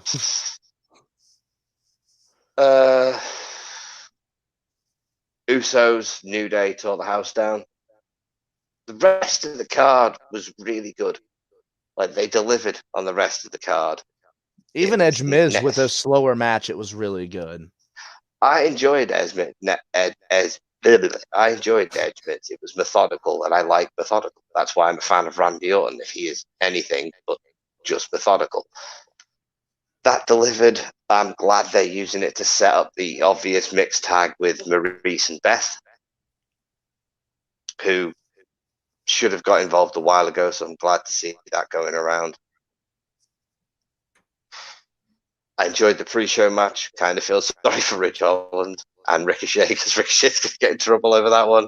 Yeah, I was about to say Ricochet's going to get his ass chewed over that, because they're really wanting to push Ridge. Yeah, they do really like that guy. From mean streets of Yorkshire, lad. Yeah, and you know what? Sheamus had a hell of a showing as well. Sheamus is good, and he always delivers. He generally doesn't have bad matches anymore. He's very experienced. Becky versus Midcard Morgan was good. Bit of a iffy ending. Yeah, but the match itself was solid. We can say the exact same thing about that main event. It was just, instead of wonky, we'll just put deflating. Yeah, deflating ending. And I really enjoyed RK Bro versus Street Profits. Yeah, again, with the exception of the Street Profits not turning on them at the end of the match. That annoyed me. Yeah, everybody's happy in the middle. That was a bit much. I don't like the overly happy family play. Maybe that's just because I'm British and cynical, but I like to see people betray one another in professional wrestling. Big shout out to the Usos for hitting a 3D as well to beat the New Day. Yeah, that was amazing. My brother's going to absolutely love that when he finds out. I love that, because I say that the Dudleys are the greatest tag team in the world ever. And that's because the Dudleys are the greatest tag team in the world ever. Yes, sir, they are. You will moment, get no argument from me. The moment that WWE is like, the New Day are the greatest tag team in the world, and they get beat by a 3D, that is, that is happy. Pretty sweet. And I don't even care if the Usos are now calling it the 1D, because of the whole "We Are the Ones" thing. So they're going to call it the 1D. But I'm fine with that. It gives them a different tag finisher. which gives they've him a never different had. tag finisher. It's And always it been gives the them a more super kick effective splash. tag finisher. Yeah. Now it gives them a much more effective tag finisher. Yeah. With, well, the most protected tag team finisher in the history of tag team finishes. Only one person has ever kicked out of the 3D. Who is that person? Yeah. Now, that's a pop quiz question. Come on, mate. You're the quiz master. You should know the answer to this. Who I'm is the pretty only sure- person that ever kicked out of the 3D? It happened in TNA. I'll give you that as a It hint. happened in TNA. Fuck, that actually makes me. What do you know what year it was? 2008? Was that during their feud with AMW? Or was it with Beer Money? No, this was neither. 2008. Who the fuck were tag teams in 2008 in Impact? There's one It of the wasn't three the- that you're missing. It was one of the three. Yeah, you're missing one of the three other two because it was the Dudleys, AMW, Beer Money, and It was the Machine Guns, right? Was it one of the Machine There you Guns go. that kicked out? Chris Sabin. Took a 3D through a table and kicked out of it. Fucking hell. He's the only person to ever kick out of it. But inside the WWE, no one's ever kicked out of that move. No one in ECW either. Nope. They never would. But But yes. all in all, I give the show 7 out of 10. It would have been a high 8, but the ending of the main event just yeah, really tore it down for me. I think 7 out of 10 is a fair assumption. If we were going to a scale of 5, I'd say a solid 3.5 out of 5. Yeah, I'd say 3.5. That seems fair. But with that, that was day 1. WWE just hit their big old shiny reset button. Yes, they did.